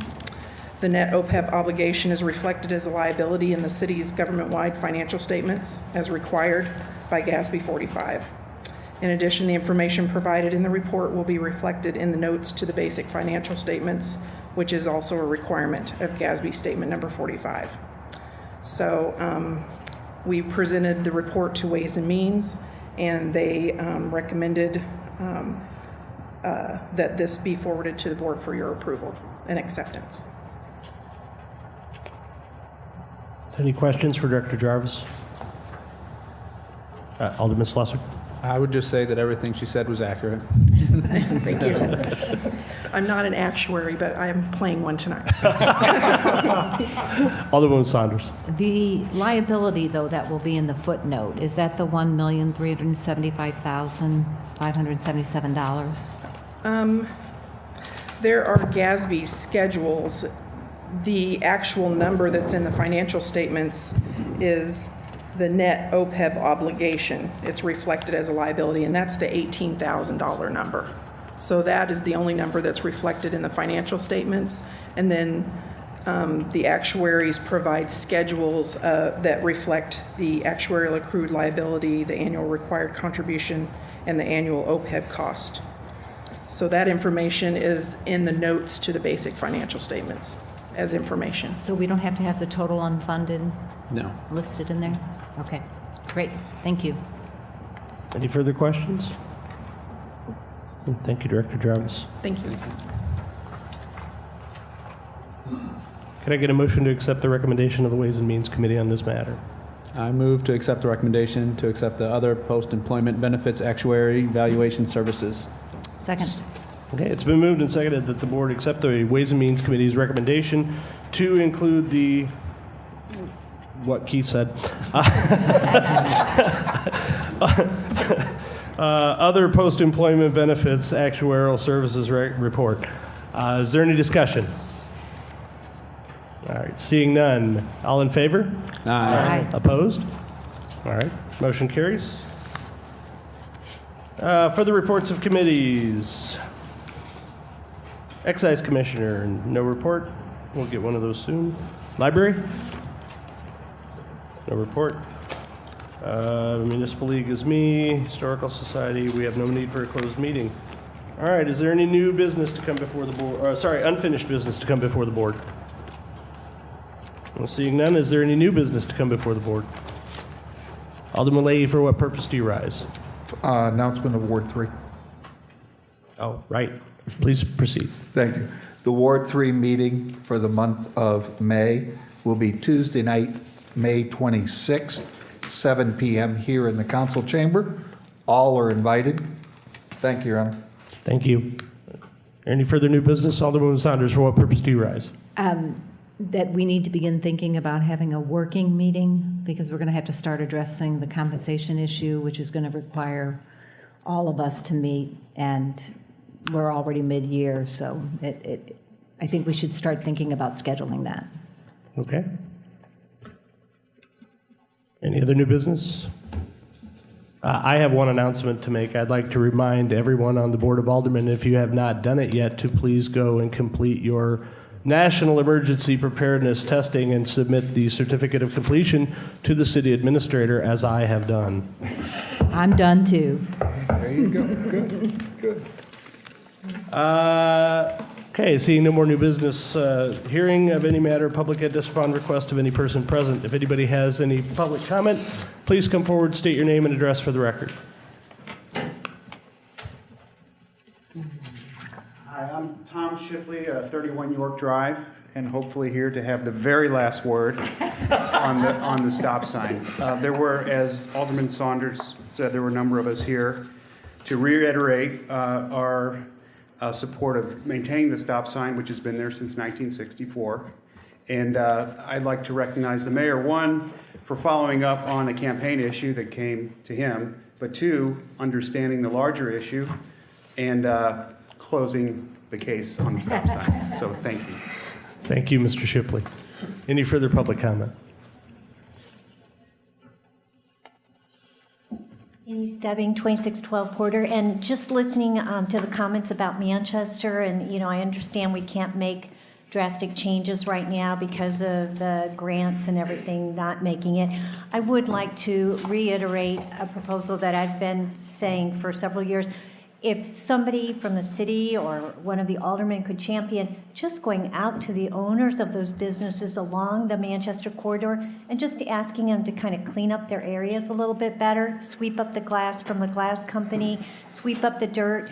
The nail place that's new down there, the Wild Nails, whatever, has weeds that are brown that are a foot high growing up in the curb. Those are just simple little things that if somebody could just champion just doing that simple little maintenance cleanup, it would help the appearance tremendously. I don't know if you've all noticed, like in Webster Groves, if you go down their corridor, they have big white pots that they've distributed to the different stores and things like that. And the stores maintain it. They put the flowers in it. Why couldn't we just do something like that? It's a simple little thing, but at least just putting flowers or I know I don't have the right name. There's a business, design business, where she puts urns with evergreens in them. She has all concrete on her business, but she does that, and just that little bit helps make it look a little bit more attractive. That's not thousands of dollars. It's just a little bit of trying to do something to make it more attractive. It would help the businesses that are there look better. It won't take away the curbing and that, but at least it would help and make a little bit better, and it might help some of those businesses that aren't sold be more attracted to that area if it looks like there's a cohesiveness and somebody trying to make it look at least decent with a little bit of money. So I would ask that somebody would champion that on the board. I don't think it's a lot of money. Thank you. Thank you, Mrs. Seven. Any further public comment? Hi, Mark Wilson, Haddon Lane. First, I'd just like to thank Alderperson Tom Kramer for taking St. Louis County to task on the quality and process of work being done on Brentwood Boulevard as opposed to Hanley Road. I think we all know this is going to be a painstaking process one way or another, but it's good to know that he has our best interest in mind as far as trying to make certain that people are pleased with the process and how things are being handled from a quality perspective. And the other thing I'd like to do is congratulate all the new committee appointees. We look forward to working with you. Thank you, Mr. Wilson. Is there any further public comment? Okay, seeing none, we'll close public comment. Aldermanic response? Seeing none, we'll close the aldermanic response.